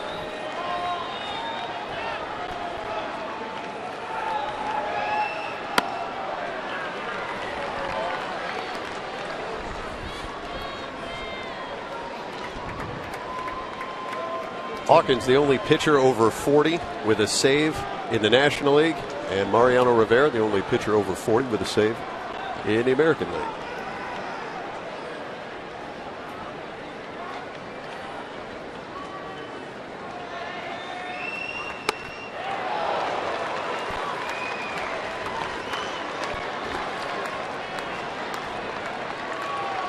Here's your Carl's Jr. star of the game. It's Mets starter Jonathan Nice. Tonight goes 6 innings, 1 run. It was earned, a walk, and 9 strikeouts. Here's the 6 hits allowed. Nice, your Carl's Jr. star of the game. 2 balls, 2 strikes, 2 outs. Will Venable with Alexi Amarista at second base. Padres trail by 3.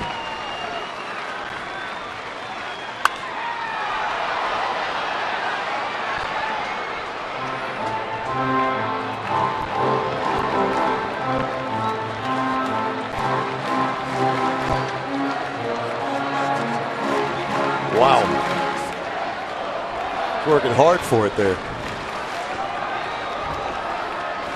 Fans, remember tomorrow, another good ball game, game 3 of this 4-game set, and pretty good giveaway. Flip-flops tomorrow. Henry Mejia for the Mets going against Edinson Volquez.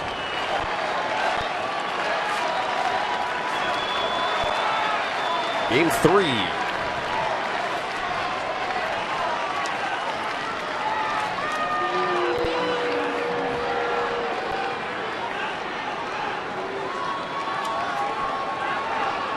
Padres Live comes to you tomorrow at 5 o'clock.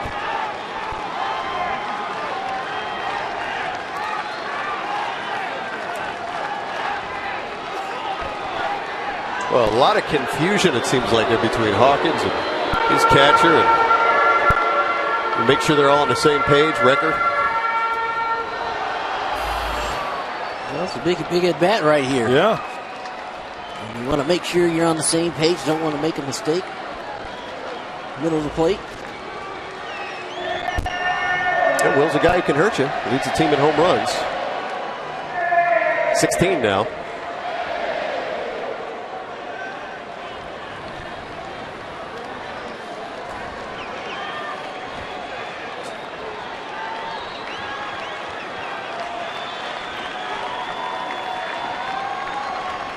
Everybody reset. Here's the 2-2 with 2 outs. Hawkins to Venable. That was the pitch there, middle in.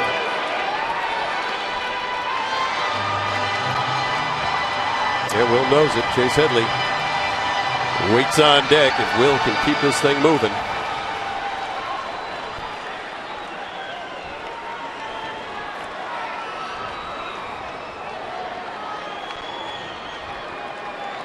Fourth and final game of this series coming up on Sunday when we see at 12:30. It'll be Eric Stultz against the Mets ace Matt Harvey. 2-2 on the way again. Does he go around? Yes, he does. Send Brian Knight. Padres Live coming up next. Laura McKeeman tells us what's in store. Laura? Well, thank you, Mike. And yes, Padres Live is just around the corner. We've got a great one coming your way as we will hear from Bud Black. He'll tell you all you need to know about tonight's starter, Ian Kennedy. We'll also revisit a Little League no-hitter from some local kids. It's all next on Padres Live.